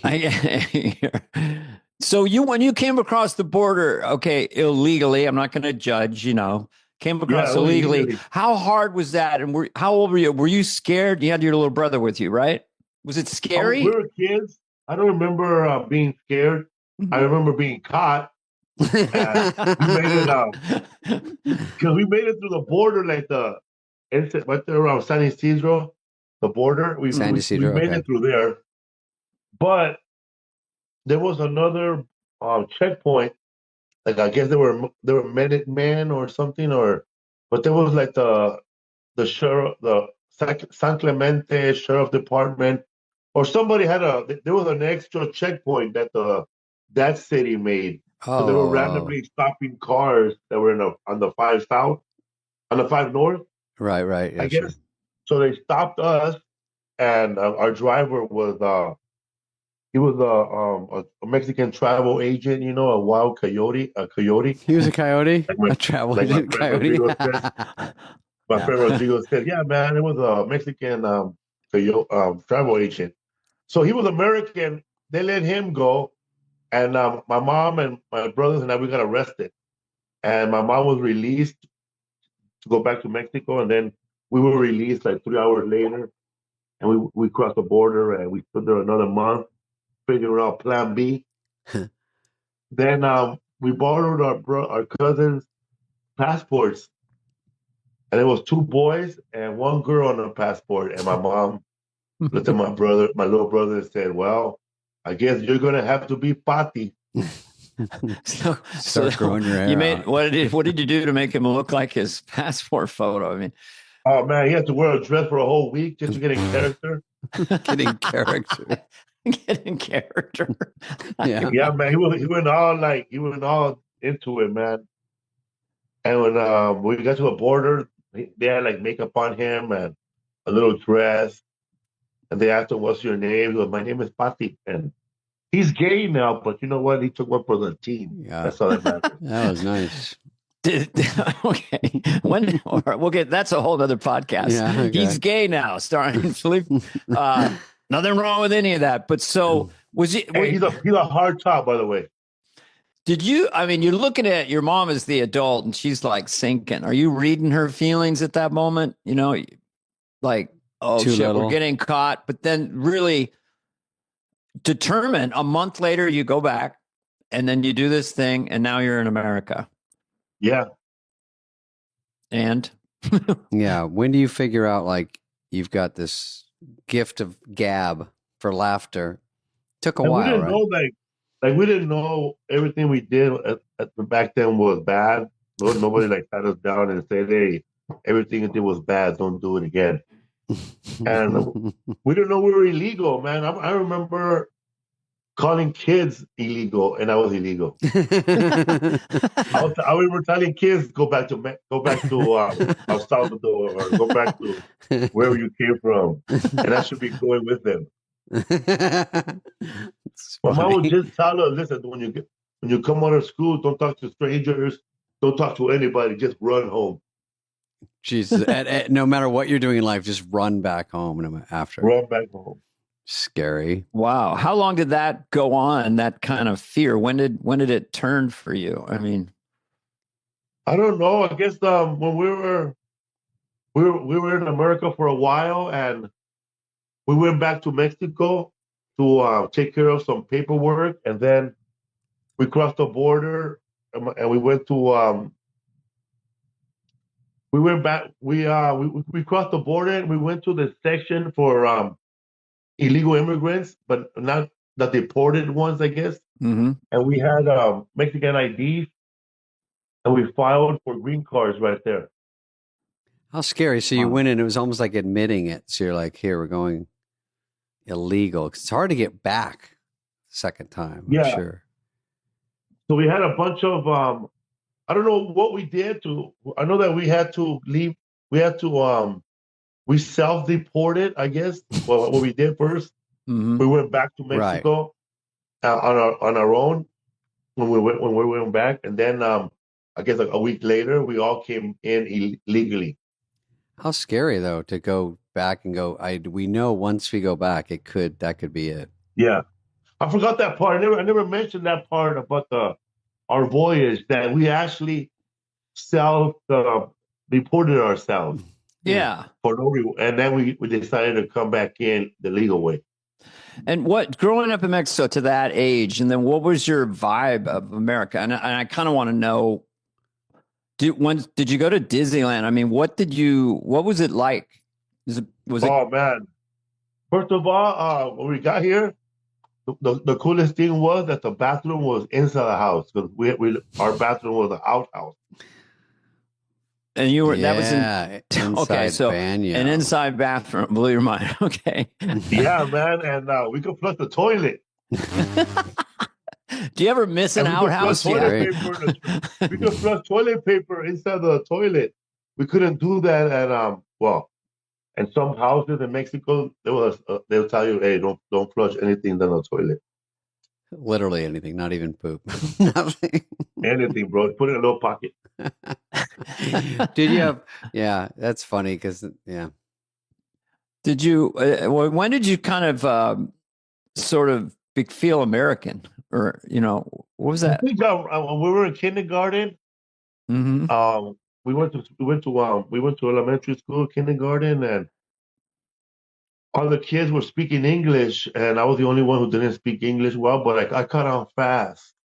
I started watching American shows. That's all we watched, and we didn't know how to pronounce a lot of words with they had a K in the middle for some reason. Like we didn't know how to say bionic or binoculars or any word with a C in the middle like that. Yeah, it was hard for us to pronounce because my brother would call bionic woman lion woman. So what were you watching? I'm sorry. What shows? We would watch all the shows that were on CBS. For some reason, man, that channel would come in looking good on a TV with no antenna. Crispy. Yeah. So we have no antenna, so whatever channels look good, I guess it was Channel 9, Telemundo, of course. Telemundo, you could break your television, unplug it, and Telemundo will still come off HD. What do you, people say they learn from watching TV? I've been overseas. I don't learn anything from watching a foreign language, but it must be easy, I guess, to pick up phrases, or how do you do that? Yeah, we watch a lot of movies. My dad, he liked watching movies, so we would go to the drive-ins a lot. And he liked Clint Eastwood and Steve McQueen and Charles Bronson. Yeah. Charles Bronson. My dad would wear the beanie just like him, even though he was not a vigilante. And he always look at it and go, "Oh, dirty Charles Bronson." I saw it. Yeah. Yeah. Charles Bronson used to be a big impression to do in the clubs in the 70s. Bronson. There were some good ones. You couldn't do it, of all people. Well, I didn't get excited about it. I took basically Spanish for like 8 years. And all I know is Donde está la biblioteca? ¿Cómo está? Y tú, muy bien, gracias. That's a lot. Mucho trabajo. That's mucho. Because we work with a lot of people from south of the border. We have skilled gardeners, all kinds of people. Yeah, but I wouldn't take their Spanish for granted because my dad he dropped out of school in the 6th grade. Mm-hmm. So his Spanish is pretty much basically as good as any American speaking Spanish. Is it Spanglish? Is that a real thing where it's like I don't sort know, of a mix? man. And where I grew up, they call it Chicanics. So there's a mixture of Chicano and English. Ebonics to Chicanics. Chicanics. Hey man, hire the radio. Hire the radio. Yeah. Or they say, it makes English and Spanish. Oh, right now, tengo un gran headache. You know what I mean? Grande, yeah. I know some. Look at that. Being bilingual and working in both languages, which we get to it, first one to do a special in both languages. What can you tell us about English and Spanish? I mean, is one more romantic? Is one easier, lands harder laughs for you when you do your set in Spanish? Or is it just, it's something we have no experience better with? In one language than they kill in the other language. The phrasing and the timing in English and Spanish is different, right? I mean, well, what happened with me was that a lot of the words that I was speaking in Spanish were Chicanics. Mm-hmm. You know, like words that along Mexican Americans in the Southwest have used as Spanish. Mm-hmm. But when I went to Mexico, those words don't even exist in the Spanish language. Oh.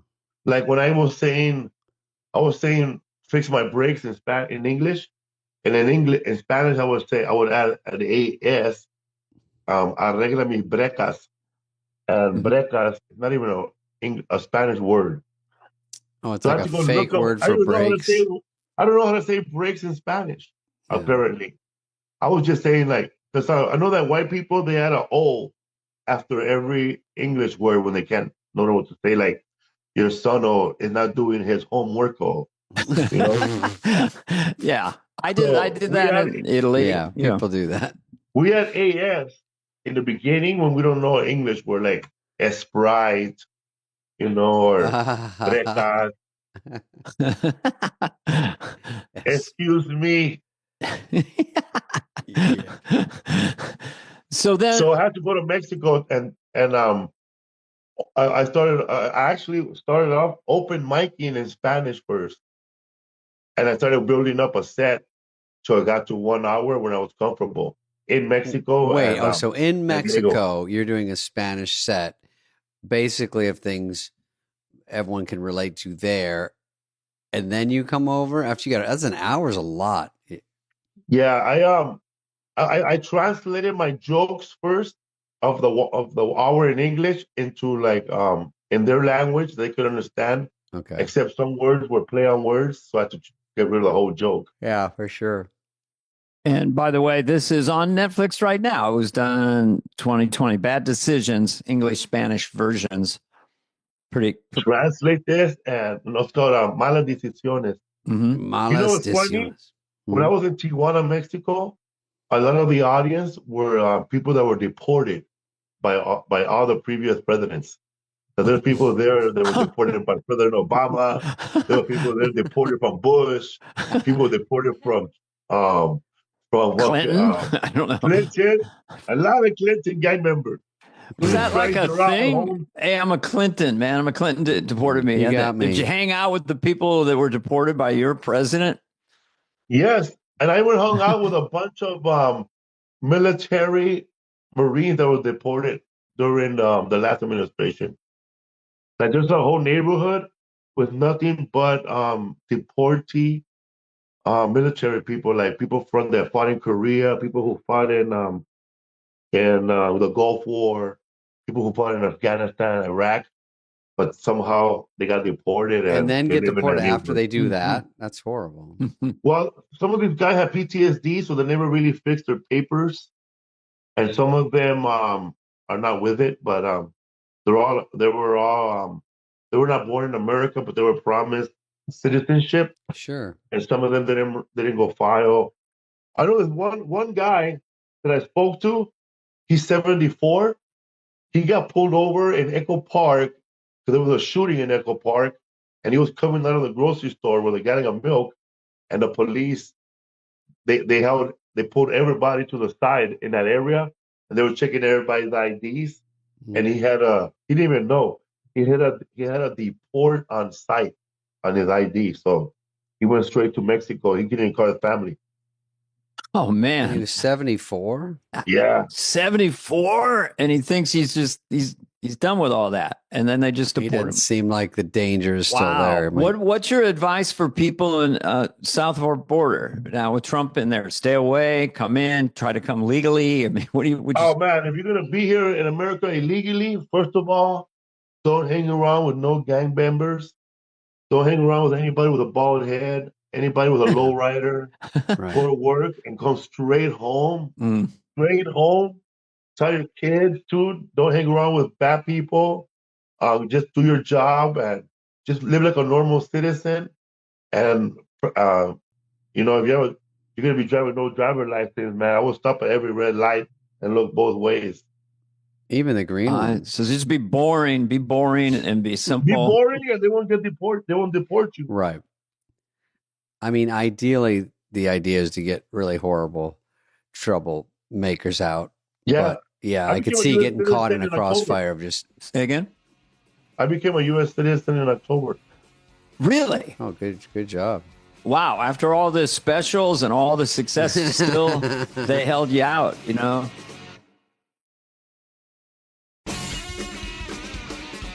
One thing I was kind of interested, I don't know if you want to go in this direction, but at some point you were kind of seduced by gang life or went in a gang and went through all that. So what was that like? Was it hilarious? When I was a kid, I hung out with a bunch of kids that were into breakdancing at the time. Mm-hmm. And we would go to Venice Beach and compete with other kids. But I was never good at breakdancing, but I was good at shoplifting, Mm-hmm. Me too. So I was like in charge of merch. So I was in charge of stealing all the white gloves for people, and I would sell them to them.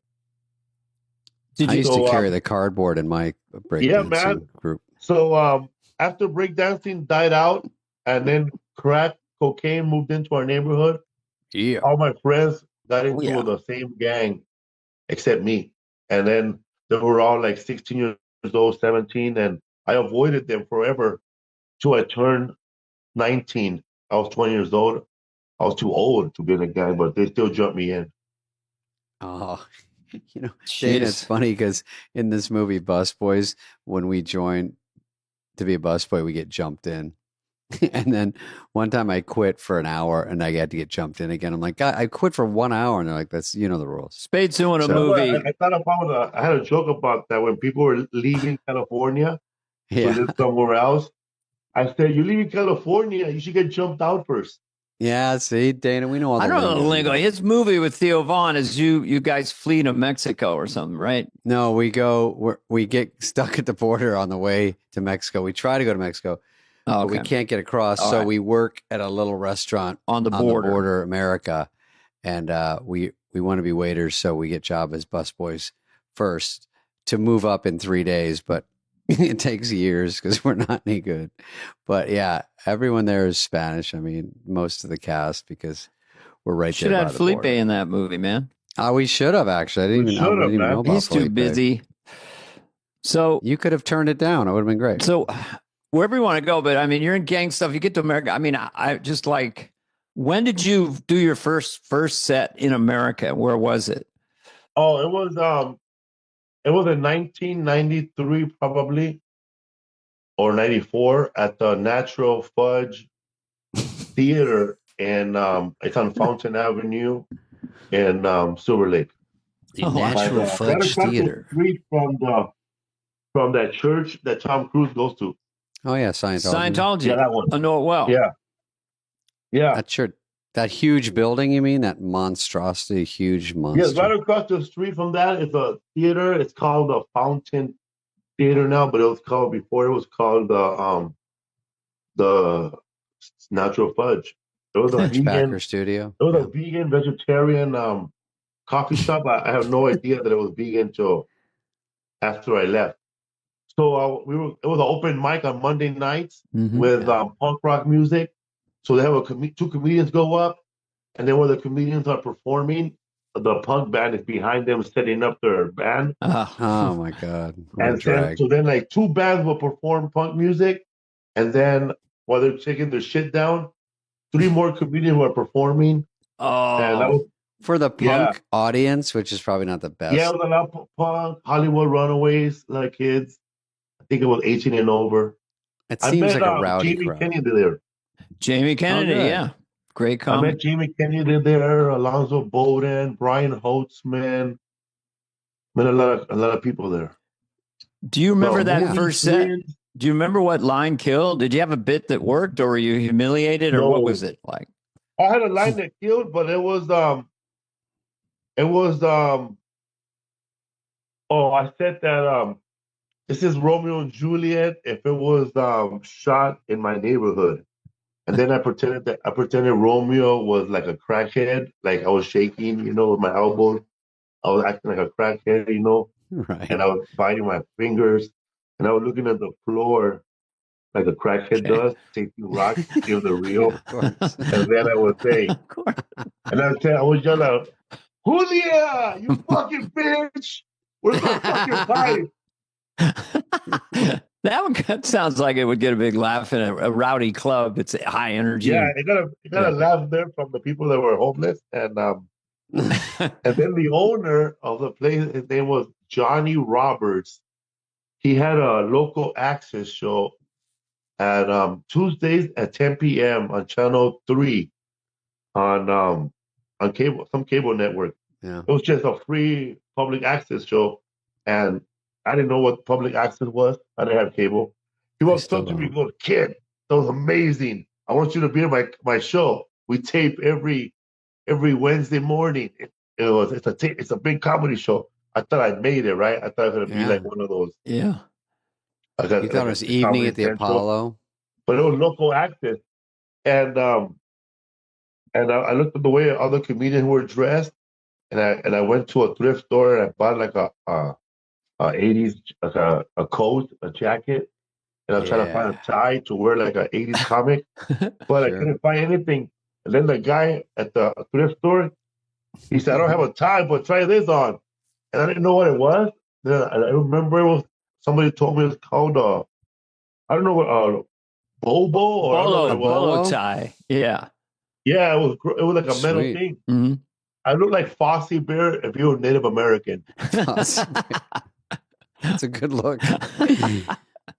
So, but that sounds like a big deal, though. You're on a TV show, so it's not a big deal. But in your head, it's a compliment. Like, hey, I did a set. They're asking me to come on this show.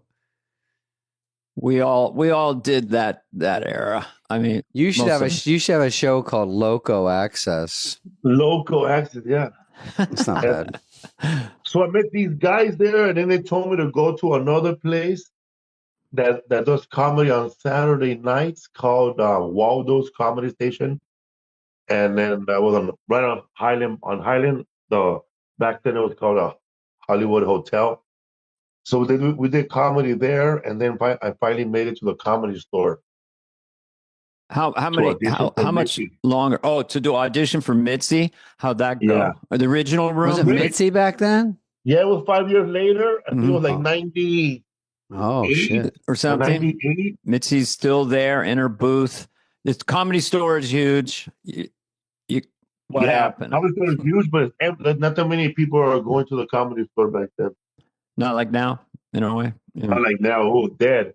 There was comedians there that they used to bring their dogs on stage.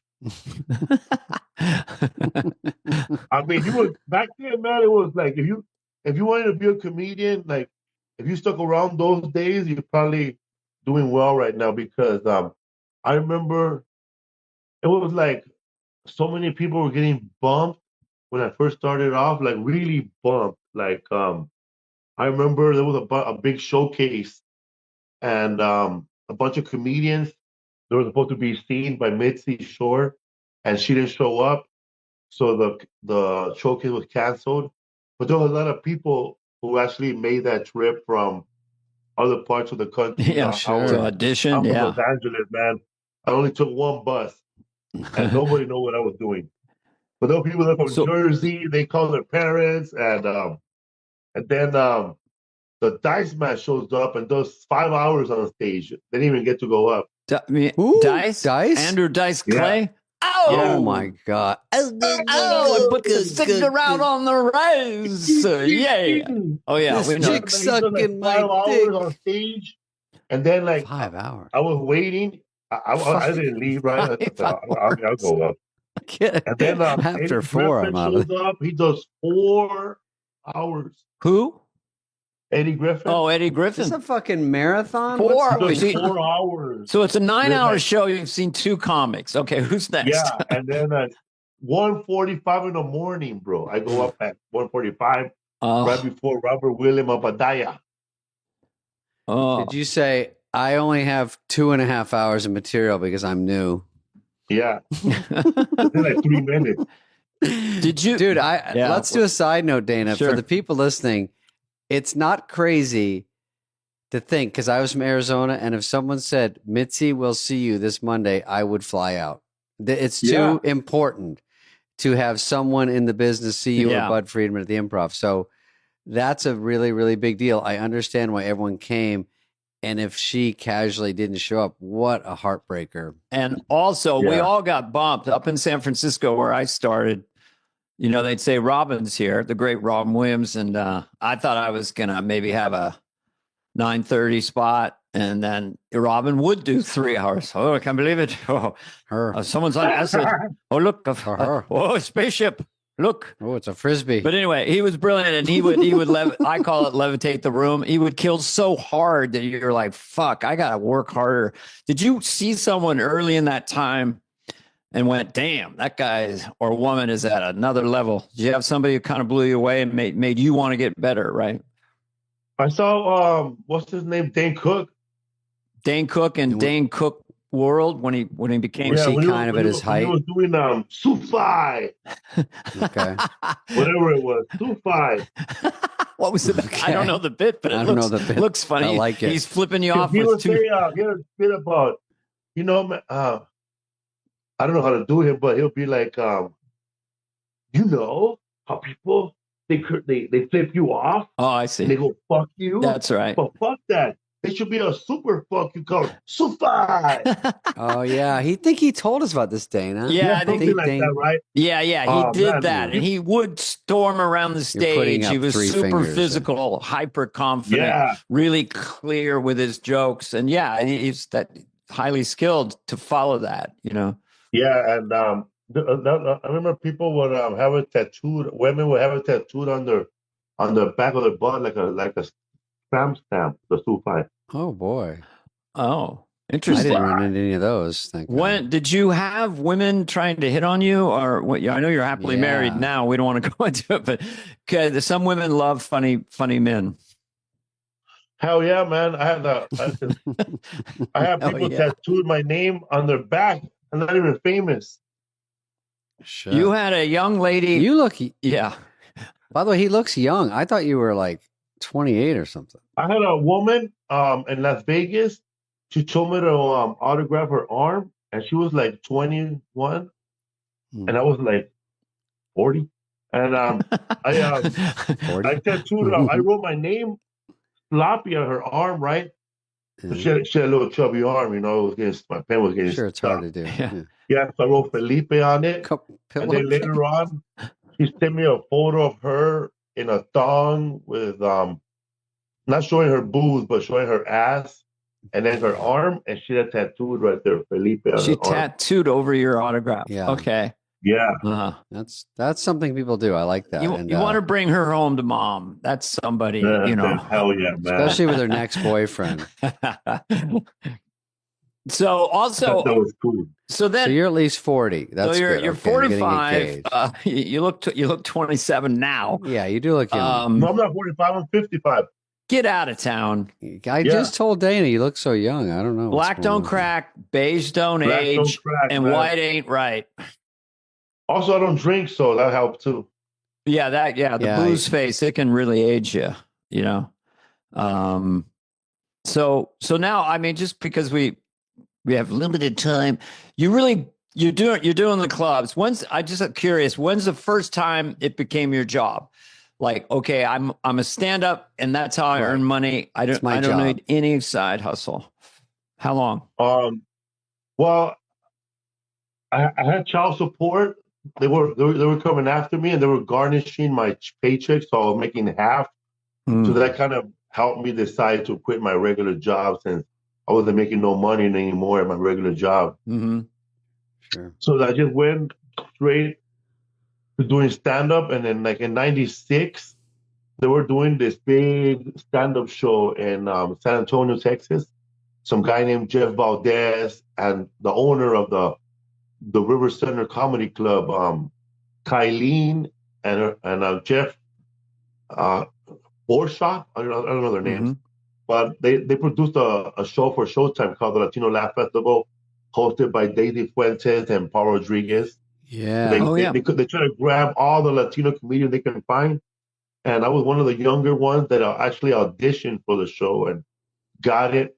I met comedians there who I didn't know were Latino, like Greg Giraldo and John Mendoza. Was Giraldo? I didn't know all those that. guys. Yeah. Yeah. I didn't know Greg. I was very shocked to see John Mendoza because I always thought he was Irish, but I guess he's Puerto Rican and Irish, and he was one of my favorite comics. And Paul Rodriguez was the original Latino comic, at least at the Improv. You know, he was or the store. It was. The American Express card. What did he bring? A knife with him? Consequently, Paul Rodriguez always starts off his sentences with a big word, so they're gonna be like, consequently. Consequently. That's a huge over their head. You can. I was the first one I heard say stuff like that. You can laugh now, but my cousin Julio is stealing your hubcaps. Yeah, that brought down the house at the Improv in 1985. Yeah, man. I remember the first time I saw him was in a glimpse of television. Before I wanted to be a comedian, my dad was like, he would change the channels from CBS, Dukes of Hazzard, all the way back to the UHF channel 34. But he could go left, just go left and boom, he's there, right? He's there, boom, he'll be at channel 34. Yeah, he likes to mess with us, and he'll turn the knob on to see all the channels, so he could see everything we're missing. So what UHF. I was like Leonardo DiCaprio in that movie, pointing like this. Whoa, wait. Don't change it. Mexican on TV. And Paul Rodriguez, he was doing his set on that show, a.k.a. Pablo. He said the bit was, he goes, I remember when my family came over from Mexico, it was 17 of us in an inner tube. And we were singing, ain't no stopping us now. We're on the move. Kill. Yeah, he always killed. So last comic standing, you make your way, you're going through the clubs, you're doing well, and then something happens. It's a big moment, right? Winning. Yeah, man. When I won that comic standing, it was $250,000, and my son's mom fought for child support the next day. Oh, they wanted a little slice, wet the beak. The last baby mama standing. Dude, she's like, we won. Yeah, man. Yeah. Daddy's funny. We're going to get a swimming pool. Finally, he's responsible.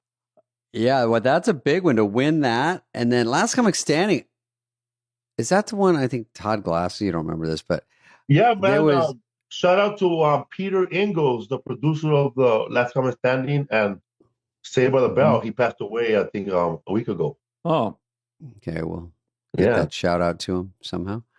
And also, so you get that. Now, what are you? Are you immediately a headliner, or were you already a headliner? Yes. As soon as I win Last Comic Standing, we go on a 80-city tour all over America. Wow. Yeah. So that's tough. We're hitting and you headline Allentown, Inglewood, Pennsylvania, bro. Places I only hear in songs. Yeah.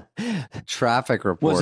You wait. Yeah. How do you do it? Do you go with some other like runners up, and you're like the headliner? Yeah. All the people that were on the show. I think it was Mike DiStefano, Roy Woods Jr., Mike Kaplan, and the other guy who was second place, Tommy John again. We all went on tour. We all were doing 20 minutes on stage for 80 cities on a tour bus. Was it a bus? Okay, a bus. Wow. Those guys are good too. Airplane. Does anyone start getting too good on the trip? Like, or do they rotate you, or you always headline? Everybody. It was the order how we won. So I was always last. Shit, that's tough. Literally the last comic standing. Yep. Yeah. Did anyone kill before you? And as you're crossing onto the mic to close the show, they just kind of say to you, "Follow that, motherfucker." Did that ever happen? Yes. You know what?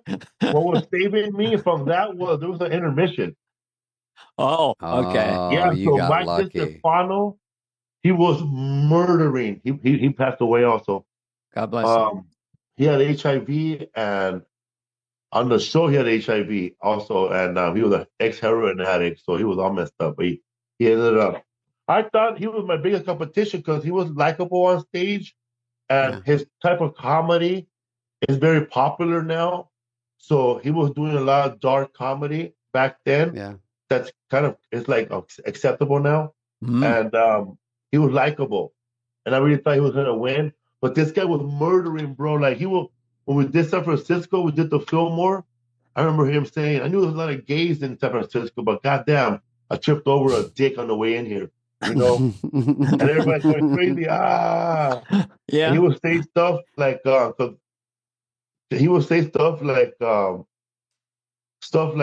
man, I got into a fight with a Guatemalan guy, and he said, fuck you, I'm not Guatemalan. He goes, I'm Puerto Rican. Listen, motherfucker, I'm not anthropology. I don't know what the fuck you say. When you go on these tours, so you get $250 to win, and do you get a set fee every night as part of your deal to tour, or is it part of your $250? Because you guys should make some money. We had it was $250,000 for the winning the show, plus whatever they were giving us to headline was $3,000 for me. Some show was $3,000 for one show. Like $3,000 a night. Oh, so you're playing pretty big rooms. Good. You're playing theaters. 2,000 seats. Okay. Places that a normal comic headlining by himself will probably make 52,000 maybe. Oh shit! Yeah, some of these places were 3,000 seaters, 4,000 seaters. They're all sold out. And you're only getting 3, but so they're going to make some money too. Plus, normally you'd make a lot. So that's more. Another 240,000. On top of the 250 pre-tax, you're looking just south of 500K. Yeah, and also I had a development deal with NBC that went nowhere. Oh, but you get paid up front for that, right? Yeah, that's nice. It's nicer if they find a show for you, but yeah, that's for the people at home. They give you money up front to hold you for a year to maybe find a show for you, something like that. Yeah, what happened? I had a TV deal with a comedian named Dustin Ibarra with ABC, and they paid us money not to. It's funny. I never thought that they'll pay you money not to work and pay you money for saying no. Yes, they call it a holding deal. They take you off the field.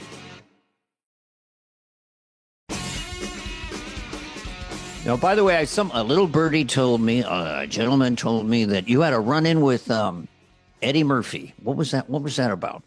Oh man, I was on a set of You People, Jonah Hill movie. Jonah Hill, recent. Yeah.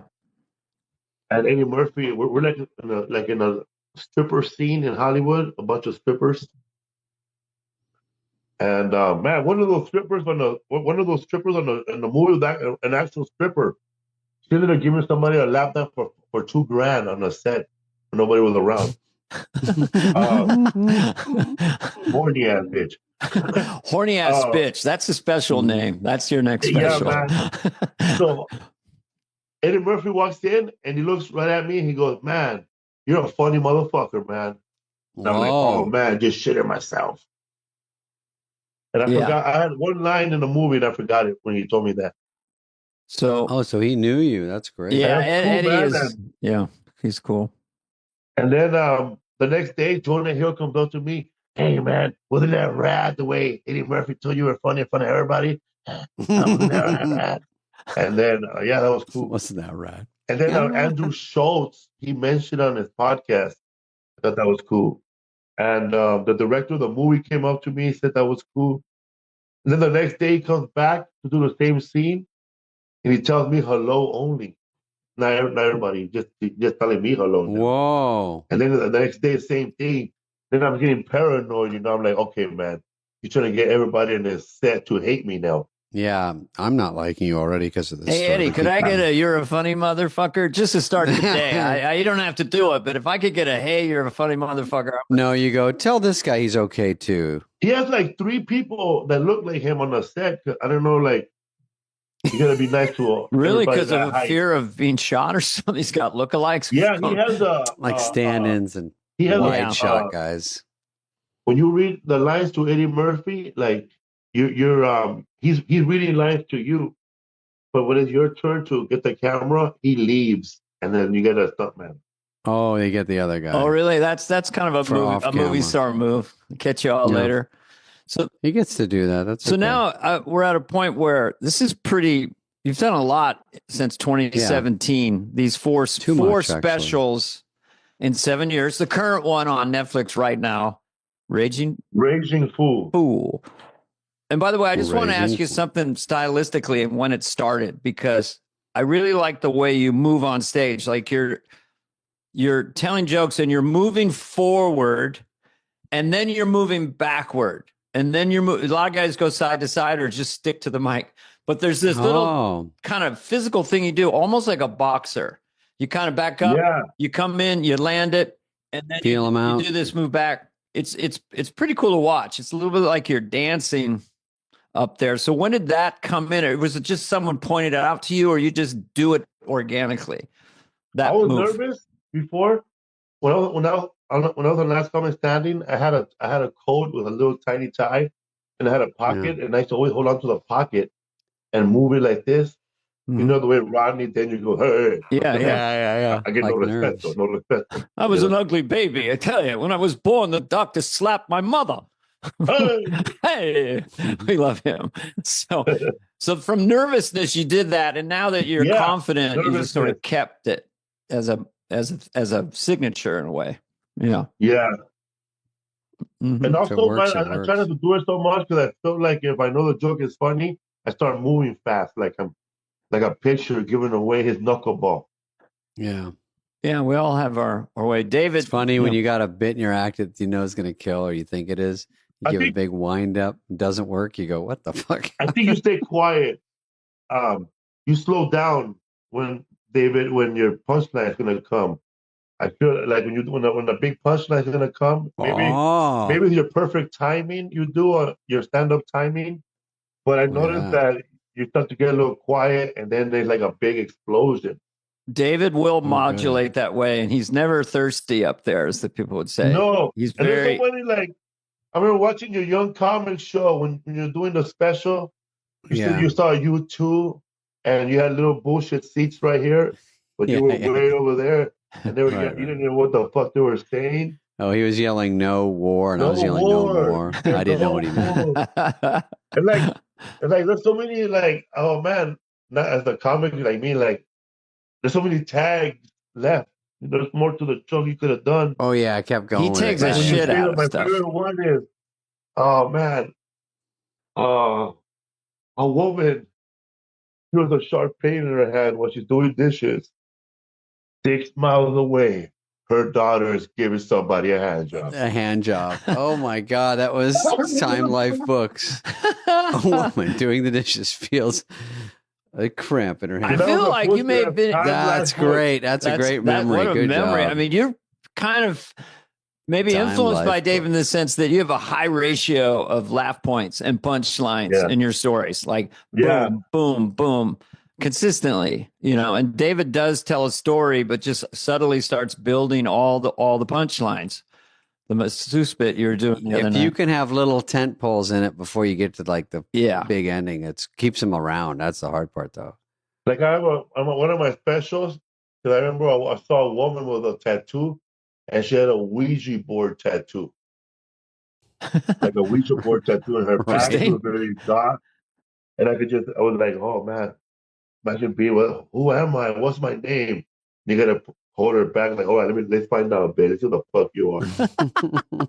Why does it have to be, bitch? Who the fuck you are? Can it be, hi, ma'am. Let's check this out. But that was so. Good Lord, I don't know. Look at this. I'm looking at everything. Well, you did a lot. It's nice to meet you finally, and this is great. And thank you for coming on. Look at you got so much. 4 specials is a lot. I remember when I remember like when I was bummed out about, oh man, they're not fucking headlining me. Or when you go to the 12-year mark when you see all your friends making it and you're not headlining. Oh yeah. Because I remember you said, David, that you had to leave the Tempe Improv and go make it so Dan Muir could headline you. Ah, God, the old thing. Because I'm from Tempe. It was even more embarrassing. Yeah. Yeah. Sometimes you just don't. But sometimes, you think you have longer material and it's not as good. You think you've got an hour and other people are like, I don't think you do. And so, you have to be you have to be a little harder on your material. So you go, I got a good, because you can do a great hour and the next time you can do your set and it's like 46 because you didn't get as many laughs. You're like, oh shit, I don't think I have. And the waitresses are putting down the checks. Oh. And you're like, oh, I got 1 minute left. Wait a second. They're doing math during your closer. Oh, it's the checks are horrible, the fucking toughest, checks. yeah. 20%. Give it to me. I'll do the math. Checks go out right toward the end of your act, and then you get like a built-in lull while they try to figure out who's paying for the potato skins. That's a hard one. You got to get past that when you're a headliner. You're like, shit, I got to stay alive during this. Jesus. Or the comedian before you bring an opener that's a killer. Oh yeah, they give you an opener and a middle that kills. When you do good as a middle, that was my problem. Is I was doing good as a middle, going I could headline, and then I'm following a good middle, which is hard, and also you got the checks to deal with, and you're like, oh shit, I don't think I'm ready for that. Then you realize you picked up on more chicks as a middle hanging out by the bathroom than a headliner. Oh, that's true. You just gotta hang out. You stand by the door when everyone leaves. Hey, did you like the middle?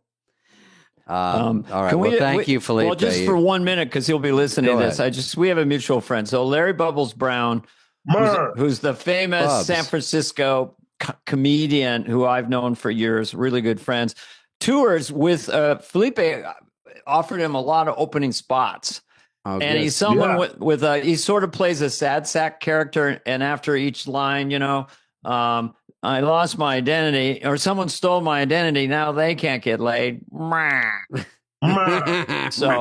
let me give you how do you do it? How do you do his ma? Ma. Ma. There's another one. I forgot how he says. I don't know. I can't remember his jokes right now. There's another guy that's friends with him. Mm-hmm. He's from Minnesota, and the other kind of like similar. He's more darker. His name is Chuck Bartel, and he's dark. Opens up for Tom Papa sometimes. Oh, Tom Papa. But this guy Chuck Bartel, he has no social media.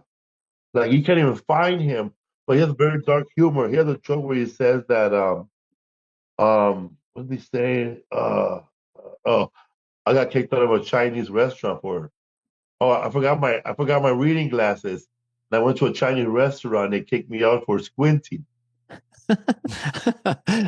ChuckBartell.com. Check him out. Yeah, find him. Murr. So anyway, you ever feel about Murr? I took him with me to. I took me with me to open up in Hawaii at the Blue Note. Mm-hmm. And the whole time we were there, he had a hernia.